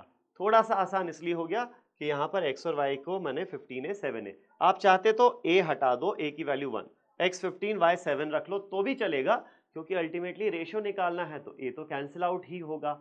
तो सिर्फ x की वैल्यू 15 और y की वैल्यू 7 रख के भी आप सॉल्व कर सकते थे यहाँ पर। ठीक है, आगे बढ़ते हैं नेक्स्ट पार्ट पर। 9660 is divided amongst Hardik, Rohit and Ankit. If their shares are diminished by 10, 20 and 30 pounds respectively, ठीक है, their shares will be in the ratio 5:4:3. Find Rohit, ये रोहित होना चाहिए था, इसको रोहित कर लो। Find Rohit's original share. Cool. तो हमें यहाँ पर एक तो हार्दिक है, एक रोहित है और एक अंकित है। इनके पास इनिशियली कुछ अमाउंट्स हैं, इनिशियली इनके पास कुछ अमाउंट्स हैं और इन्होंने कुछ स्पेंड किया, तो फाइनली इनके पास कुछ अमाउंट बचेगा। चलो तो देखते हैं कि भाई कितना था, कितना खर्च किया और कितना बचा एंड में। तो कुछ था, पता नहीं कितना था, लेकिन जितना भी था टोटल कितना था 9660 था, 9660 था। तो तीनों का जो मिलाकर सम है वो ये है। ना इनके शेयर्स कितने कम हुए 10, 20 और 30 पाउंड कम हुए, 10, 20 और 30 खर्चा किया, तो टोटल खर्चा कितना कर दिया इन्होंने 30 प्लस 30 60 पाउंड्स इन्होंने खर्च कर दिए। खर्च करने के बाद जो फाइनली बचा वो है इस रेशियो में 5:4:3 के। तो हार्दिक के पास 5x होंगे, रॉन के पास 4x, रोहित के पास और अंकित के पास होंगे 3x। तो ये जो टोटल हो गया, ये टोटल कितना होना चाहिए। अब समझो यहाँ पर वैल्यू के टर्म्स में टोटल इतना था इन तीनों के पास मिलाकर, और इन तीनों ने टोटल इतना खर्चा किया, तो बचेगा कितना दिस माइनस दिस यानी 9600 बचेगा। Hope this make sense. बचेगा कितना इनके पास 9600 बचेगा। ठीक है, तो यहां से अब अगर मैं इसको सॉल्व करूं तो 5 + 4 9, 9 + 3 12x इज इक्वल टू 9600 हो जाएगा। 96 जाएगा 12 से 8 टाइम्स, तो x की वैल्यू कितना आ गई 800 आ गई। x comes out to be 800। पूछा क्या है रोहित ओरिजिनल शेयर, तो रोहित का ओरिजिनल शेयर मतलब ये वैल्यू कितना थी ये पूछा है। तो चलो 4x कितना होगा 4 × 8 यानी 3200 होगा। अब ये रोहित के पास 3200 कैसे बचा, 20 रुपए खर्च करने के बाद 3200 बचा, तो पहले कितना रहा होगा, ये रहा होगा 3200 प्लस 20 यानी 3220 पाउंड्स। रोहित का ओरिजिनल शेयर जो है वो रहा होगा 3220 पाउंड्स यहां पर। ठीक है, आगे बढ़ते हैं नेक्स्ट क्वेश्चन पर। 6000 is divided between ABC so that A receives 1/3 of what B and C together receive, and B receives 2/3 as much as A and C together receive. Find the share of C. तो देखो पहले खुद try कर लो obviously. अब देखो question तो ये बहुत सिंपल सा है, क्या बोला है कि तीन लोगों के पास कुछ अमाउंट है, तो वो हम ए बी सी मान लेते हैं। तो ए प्लस बी प्लस सी कितना हो जाएगा, वो हो जाएगा 6000, ठीक है। Now A receives 1/3 of what B and C receive. So the amount that A receives is 1/3 of what B and C receive. ठीक है, ये दिया है। अब before I proceed with the question, यहां से समझो B प्लस C की वैल्यू कितना आएगी, वो आ जाएगी 3 इंटू A, करेक्ट। और ये जो ओरिजिनल इक्वेशन है, यहां पर मैं B प्लस C की जगह क्या रख दूं, A तो एज इट इज आ जाएगा, प्लस B प्लस C की जगह क्या आ जाएगा, 3A आ जाएगा। तो A प्लस 3A की वैल्यू कितना है, 6000 है। तो 4A is 6000, तो A की वैल्यू आ जाएगी यहां से 1500। तो सिर्फ इतने पार्ट से ही मेरे पास A की वैल्यू आ गई 1500। चलो अब आगे बढ़ते हैं। नेक्स्ट मुझे अगेन फिर से ये तो है ही कि तीनों के पास जो टोटल अमाउंट है वो है 6000। नेक्स्ट क्या दिया है, B receives 2/3 as much as A and C. So the amount with B is 2/3 the amount with A and C together. तो यहां से समझ में आता है कि A प्लस C की वैल्यू जो होगी वो कितना हो जाएगी, 3 इंटू बी डिवाइडेड बाय 2 हो जाएगी। ये 2/3 इधर गए तो रेसिप्रोकल बन जाएगा, A plus C is 3B/2। तो अगेन आप क्या करो, A प्लस C की जगह 3B/2 पुट कर दो, 3B/2, और ये वाला B एज इट इज आ जाएगा। So this is equal to 6000। So ये हो जाएगा 2B plus 3B, 5B/2 is 6000। तो यहां से B की वैल्यू हो जाएगी 6000 बटे 5, 1200 इंटू 2, 2400 हो जाएगा, ठीक है। तो B की वैल्यू कितना आ गई यहाँ पर, 2400 आ गई। पूछा है what is the share of C, तो ये तो बहुत सिंपल है भाई, टोटल 6000 में से 1500 तो A के पास है, ये हटा दो, और 2400 हैं B के पास, तो ये हटा दो। 15 और 24 3900, तो ये कितना बचेगा, 2100 बचेगा। The amount with C is 2100। तो यहाँ पर जो करेक्ट आंसर है वो हो जाएगा ऑप्शन डी। आगे बढ़ते हैं नेक्स्ट क्वेश्चन पर। Zeus, Poseidon, Hades and Demeter are 4 children of Cronus. They inherited 12 lakh universes from Cronus. They divided it among themselves such that 4 times the number of universes with Hades, 3 times the number of universes with Demeter, 2 times the number of universes with Ore Baap is each equal in number to the number of universes with Zeus. Is each equal in number to the number of universes with Zeus? How many universes did Hades get? करो भाई, solve करो। तो देखो अब वहां पर यह मान लेते हैं Zeus के पास Z यूनिवर्सेस हैं, पोसाइडन को P मिले, Hades को H मिले और डिमेटर को D मिले। तो मुझे पता है जो टोटल यूनिवर्सेस इनको मिले हैं क्रोनस से वो कितना है, 12 लाख है। तो 12 लिख देते हैं, समझ जाना कि लैक्स में आएगा जो भी आंसर आएगा। सो दिस इज 12, ठीक है। अब समझो यहां पर they divided it amongst themselves such that 4 times the number of universes with Hades, तो 4 times of H, 3 times the number of universes with Demeter यानी 3 into D। इनमें रिलेशन क्या है वो आगे दिया है, लेकिन अभी जो लिखा बोला है वो लिखते जाते हैं। 2 times the number of universes with Poseidon यानी 2P is each equal to, तो all of them are equal to what, number of universes with Z। तो ये भी Z के बराबर है, ये भी Z के बराबर है और ये भी Z के बराबर है। तो बेसिकली ये 4 क्वांटिटीज एक दूसरे के बराबर है, ठीक है।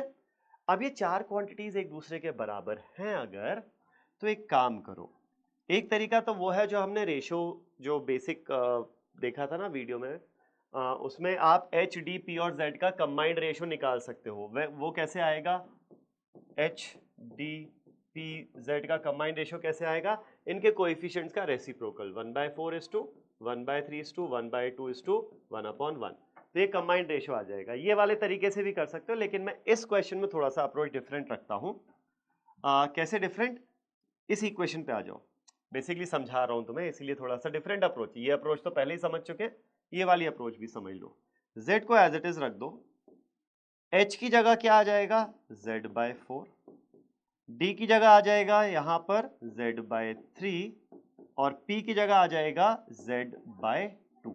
This total is equal to 12। एक ये अप्रोच भी हो सकता है।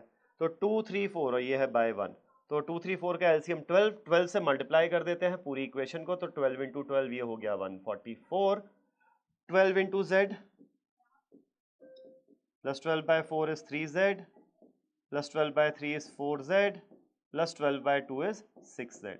तो 6, 4, 10, 10 और 15, 25z इज इक्वल टू 144। तो यहां से हमारे पास z की वैल्यू आ गई 144/25। बस इतना ध्यान रखना, ये किस में है, लैक्स में है। तो how many universes did Hades get? तो हेडीज के लिए निकालना है तो भाई निकाल लेते हैं। h को कितने यूनिवर्सेस मिलेंगे? h will get z/4। z ये है ना 144/25, ये है z/4 कर दो तो इतने यूनिवर्सेस। ये आंसर आया लैक्स में, तो इसको नंबर, प्रॉपर नंबर में कन्वर्ट करने के लिए इंटू 1 लाख कर देते हैं। अब सॉल्व करते हैं भाई इसको। चलो 144 जाएगा 4 से, कितना टाइम्स जाएगा ये? 36 टाइम्स जाएगा, ठीक है ना? और 100 जाएगा 25 से 4 टाइम्स। 36 इंटू 4 हो जाएगा 144। एक्चुअली क्या 25 इंटू 4 100, 100 से ये 00 हो गया तो 1000 इंटू, एक मिनट, हाँ 144 इंटू, ठीक है, तो 14,400 आ जाएगा। 14,400, वेट, 144,000 आएगा। मैं थोड़ा सा कैलकुलेशन, 144,000।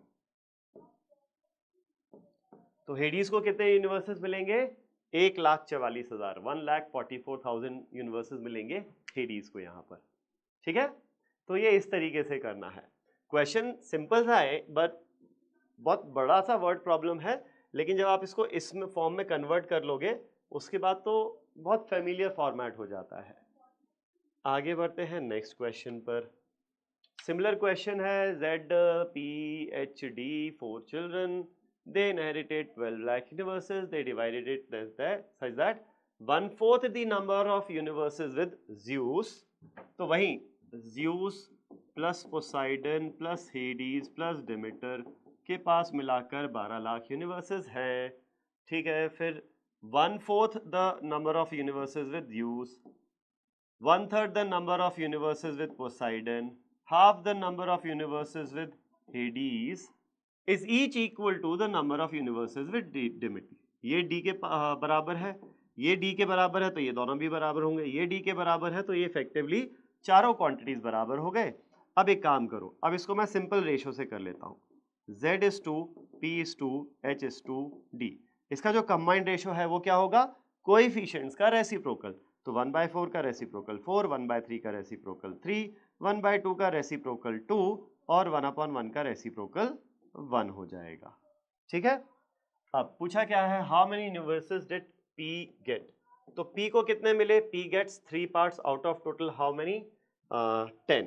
तो P gets 4/10 of the total number of universes, जो कि कितना है? 12 लाख है। तो 0 से 0 कैंसिल आउट, 12 इंटू 4 इज 48,000,000, 4,80,000। कितना है? 4,80,000 है यहां पर, ठीक है। चलो अब आगे बढ़ते हैं। अब देखते हैं क्वेश्चन नंबर 17।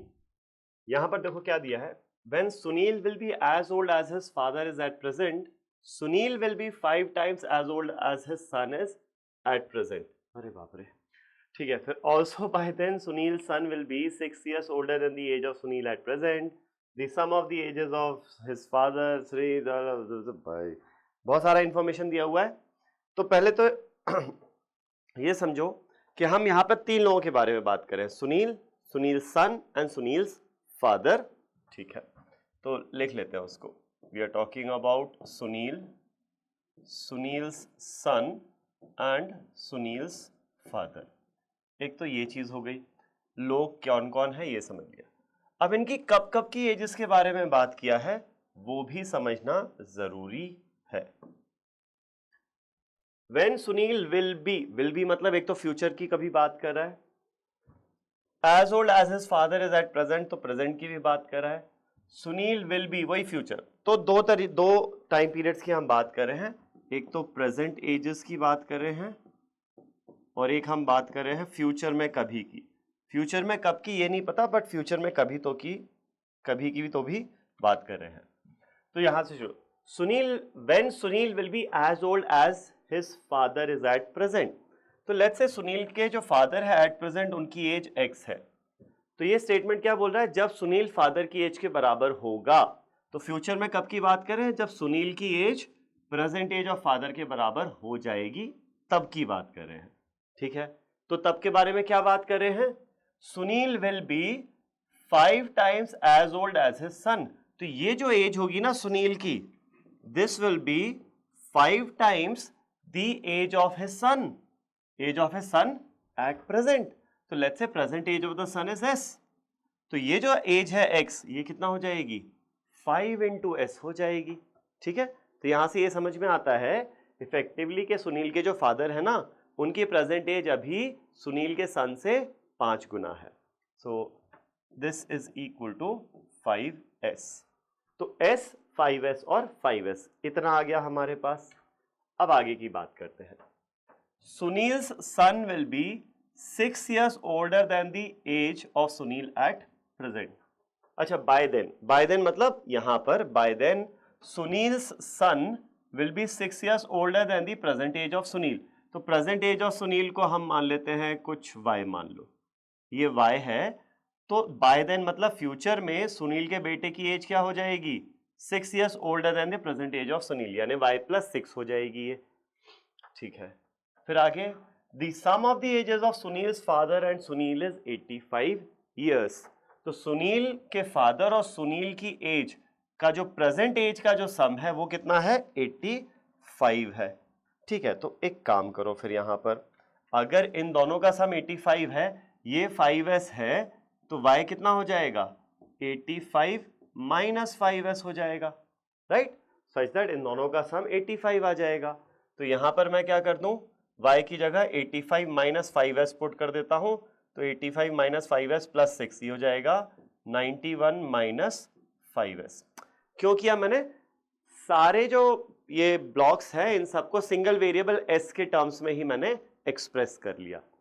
ठीक है, चलो अब पूछा क्या है, what is the sum of ages of Sunil son and Sunil at present. तो सुनील सन और सुनील की प्रेजेंट एज का सम पूछा है, क्या होगा। तो भाई ये दोनों एजेस पता होनी चाहिए, तो मुझे s की वैल्यू पता होनी चाहिए। s की वैल्यू देखो कैसे निकलेगी, बहुत सिंपल है। सुनील और सुनील के बेटे की एज में जो डिफरेंस आज है वही डिफरेंस फ्यूचर में भी होगा। कोई भी दो लोगों की एज में जो डिफरेंस होता है वो हमेशा सेम होता है, ये चीज ध्यान रखना। सम ऑफ द एजेस चेंज होता रहेगा लोगों का, लेकिन डिफरेंस ऑफ द एजेस हमेशा सेम रहता है। तो at present what is the difference between their edges, 85 minus s minus 85 minus 5s minus s, 85 minus 5s minus s, ये प्रेजेंट एज का डिफरेंस है। फ्यूचर में डिफरेंस क्या होगा, 5s minus this thing 91 minus 5s, और ये दोनों बराबर होने चाहिए। तो ये जो टर्म है ये हो जाएगा 85 माइनस 6s, जिसमें से ये माइनस होगा plus 5s plus 5s 10s minus 91 हो जाएगा, 10s प्लस 6s 16s, ये इधर आएगा ऐड होगा 176 हो जाएगा। तो यहां से s की वैल्यू आएगी 176 अपॉन 16 इज 11। तो s की वैल्यू कितना आ गई, 11 आ गई। अब क्वेश्चन बहुत इजी बन गया। अब आपको बताना था क्या कि सुनील की प्रेजेंट एज और सुनील के बेटे की प्रेजेंट एज का सम क्या है। तो s तो 11 आ गया, तो बेटे की प्रेजेंट एज 11 है, और यहां पर s 11 रख दो, तो 85 माइनस 55 ये हो जाएगा 30 ईयर्स। तो सुनील की एज अभी 30 साल है और बेटे की एज है 11 साल। Therefore required some is 30 plus 11, यानी कि कितना हो गया, 41 हो जाता है। तो थोड़ी सी मेहनत करनी पड़ी, वर्ड प्रॉब्लम था, समझना पड़े हमें यहाँ पर कि किस तरीके से हम s निकाल सकते। तो इक्वेशन सॉल्विंग तो मैंने बस ये की है, मेनली क्वेश्चन को समझ के यहीं पर मैंने सारे जो टर्म्स थे, सारी एजेस थी, उसको सिर्फ s के टर्म्स में लिख लिया, इसीलिए काफी आसान हो गया। ठीक है, चलो लिख लो ये, फिर आगे बढ़ते हैं। Next question, Indira Jalaja. अरे खतरनाक question, very very good question. एक बार खुद से ट्राई कर लो, फिर मैं समझाता हूं कि इसको कैसे करना है। तो चलो देखो, यहां पर हमारे पास 4 लोग हैं, आई जे के एल, इंदिरा, जलजा, कल्याणी एंड ललिता।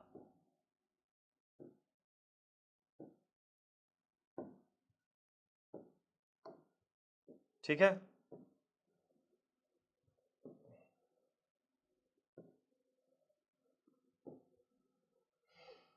अब क्या दे क्या रखा है यहां पर, each had certain number of tamarind seeds with them.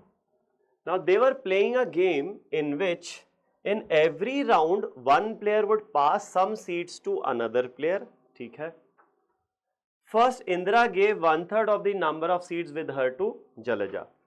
Now initially मान लो इनके पास जो seeds है initially I, J, K और L seeds है। अब फर्स्ट राउंड में क्या हो रहा है, आफ्टर फर्स्ट राउंड, तो फर्स्ट राउंड में हुआ क्या, Indira gave 1/3 of her seeds to Jalaja.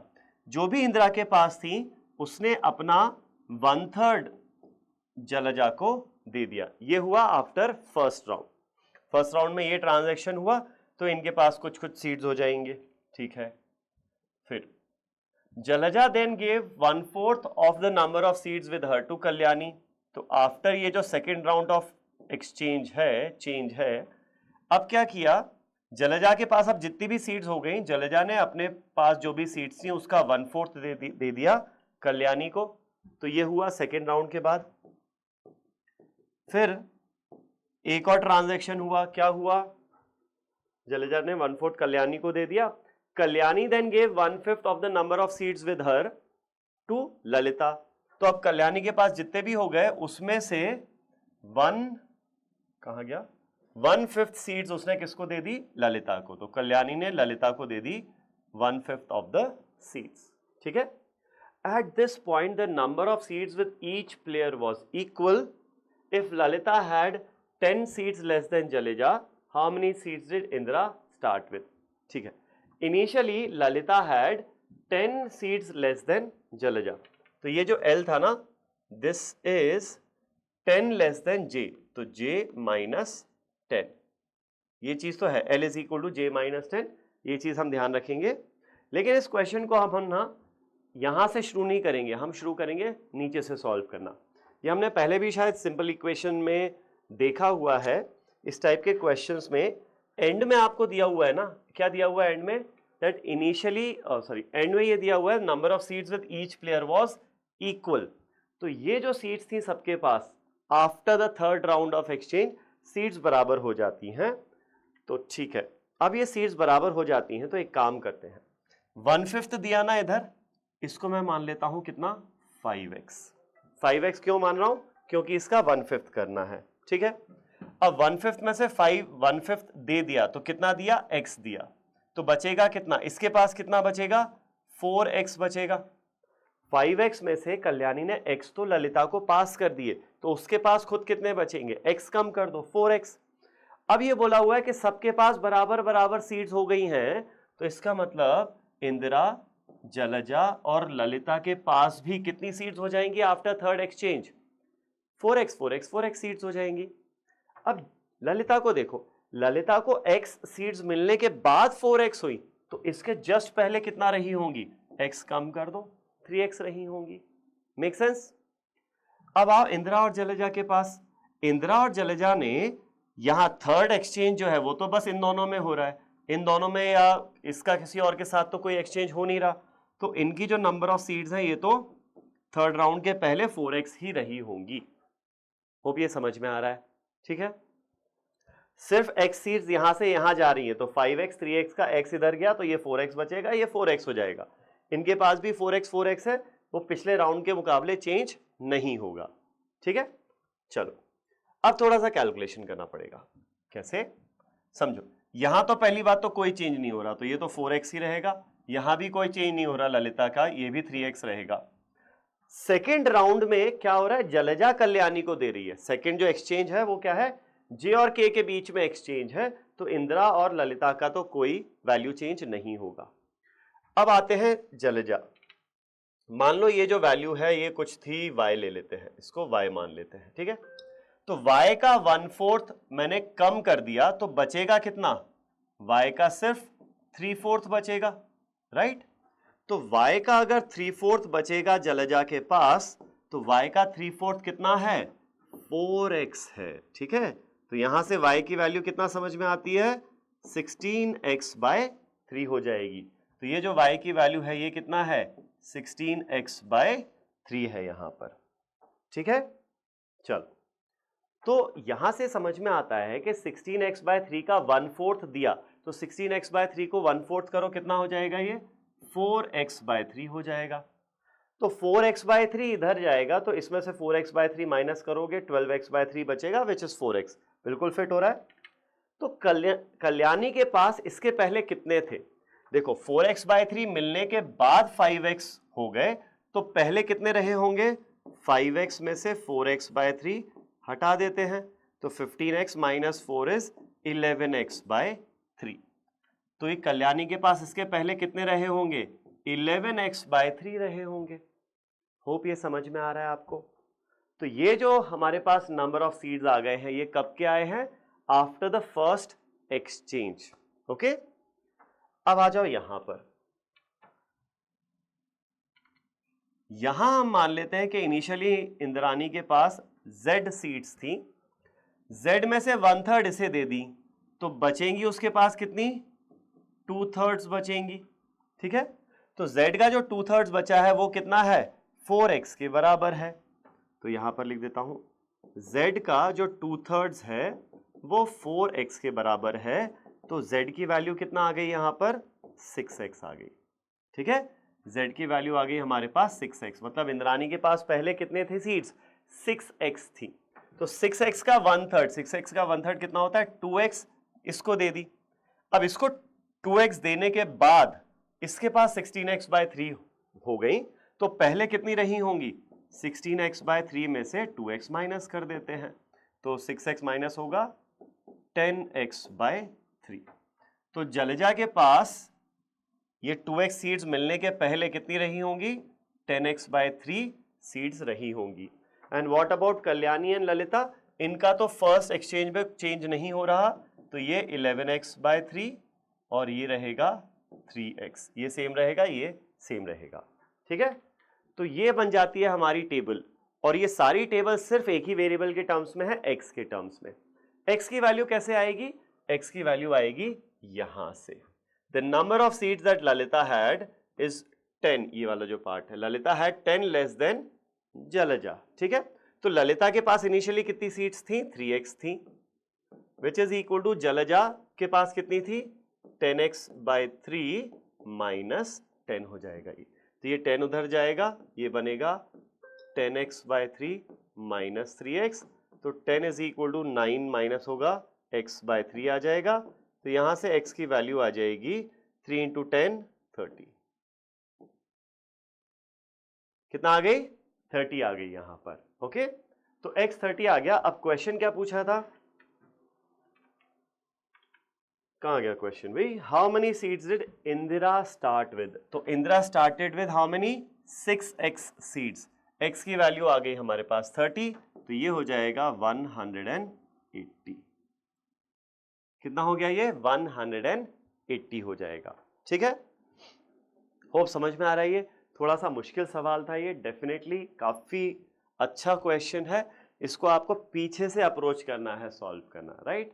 So you start from the back, ये 4x नहीं, शुरुआत मैंने यहां से की, इसको 5x माना, क्यों 5x माना था, क्योंकि इसका 1/5 करना था, तो ये सब 4x हो जाएंगे, और फिर वहां से एक एक करके हम पीछे आते गए, ठीक है।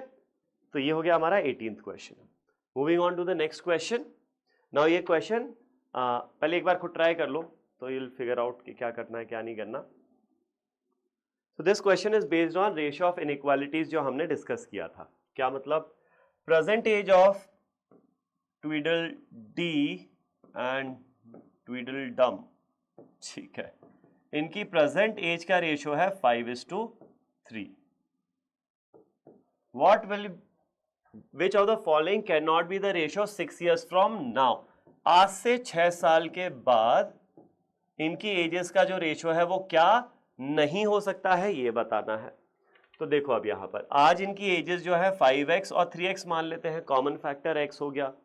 तो फ्यूचर एजेस क्या हो जाएंगी इनकी 6 साल के बाद, 5x + 6 और 3x + 6 हो जाएगी। अब आप ये देखो कि करंट जो रेशियो है एजेस का वो x कैंसिल आउट होगा तो 5:3 यानी 1.67 है।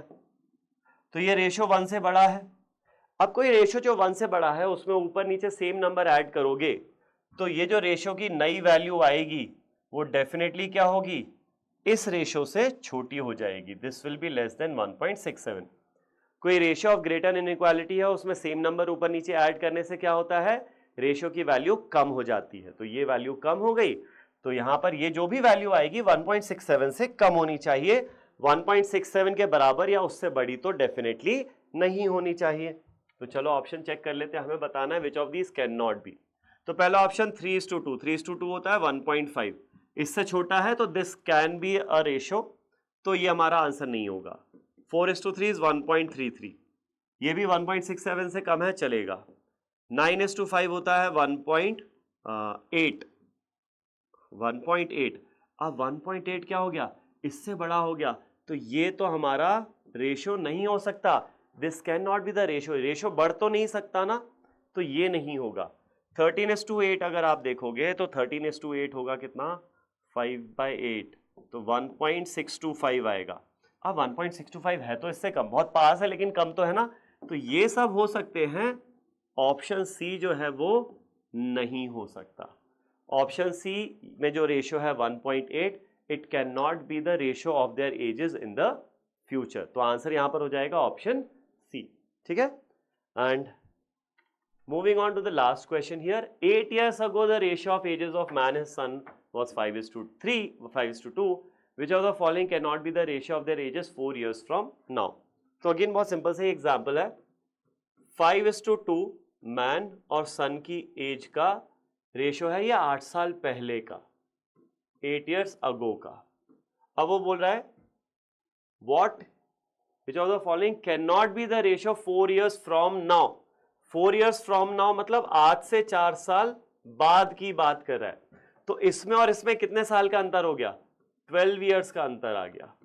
तो दोनों की जो एजेस है मैन और सन की, दोनों की एजेस कितना साल इंक्रीज होंगी, 12 साल होंगी। आज से 8 साल पहले और आज से 4 साल बाद की बात कर रहा है, ठीक है। तो टोटल डिफरेंस कितना हो गया दो टाइम पीरियड्स में, 12 साल का हो गया, ठीक है। चलो, तो अब इनकी एजेस एक्चुअली 8 साल पहले अगर रेशियो 5:2 है तो एजेस क्या रही होंगी, 5x और 2x रही होंगी।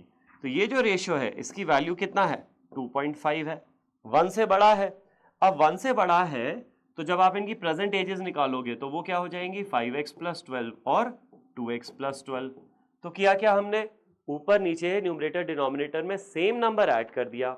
Because you have added same number the value of the ratio should decrease. तो ये जो नया रेशियो आएगा वो डेफिनेटली 2.5 से तो छोटा होना चाहिए। तो चलो देखते हैं, 2:1 चलेगा, बिल्कुल चलेगा। 2/1 is 2, तो इससे छोटा है, चलेगा। 12:5 कितना होता है, 2.4, 2.4 2.5 से छोटा है, चलेगा। 9:4 कितना होता है, 2.25, ये भी चलेगा, 2.25 इससे छोटा है। 13:5 कितना होता है, 2.6 होता है, ये नहीं चलेगा। 2.5 से छोटा होना चाहिए ना, फ्यूचर में एज का रेशियो 2.5 से छोटा होना चाहिए, लेकिन ये क्या हो रहा है, ये तो बड़ा हो जा रहा है। तो option D is your answer. ये पूछा है कि कौन सा नहीं होना चाहिए, ऑप्शन डी 13:5 नहीं होना चाहिए। Okay, and with this we come to the end of this session on the basics of ratios. Thank you.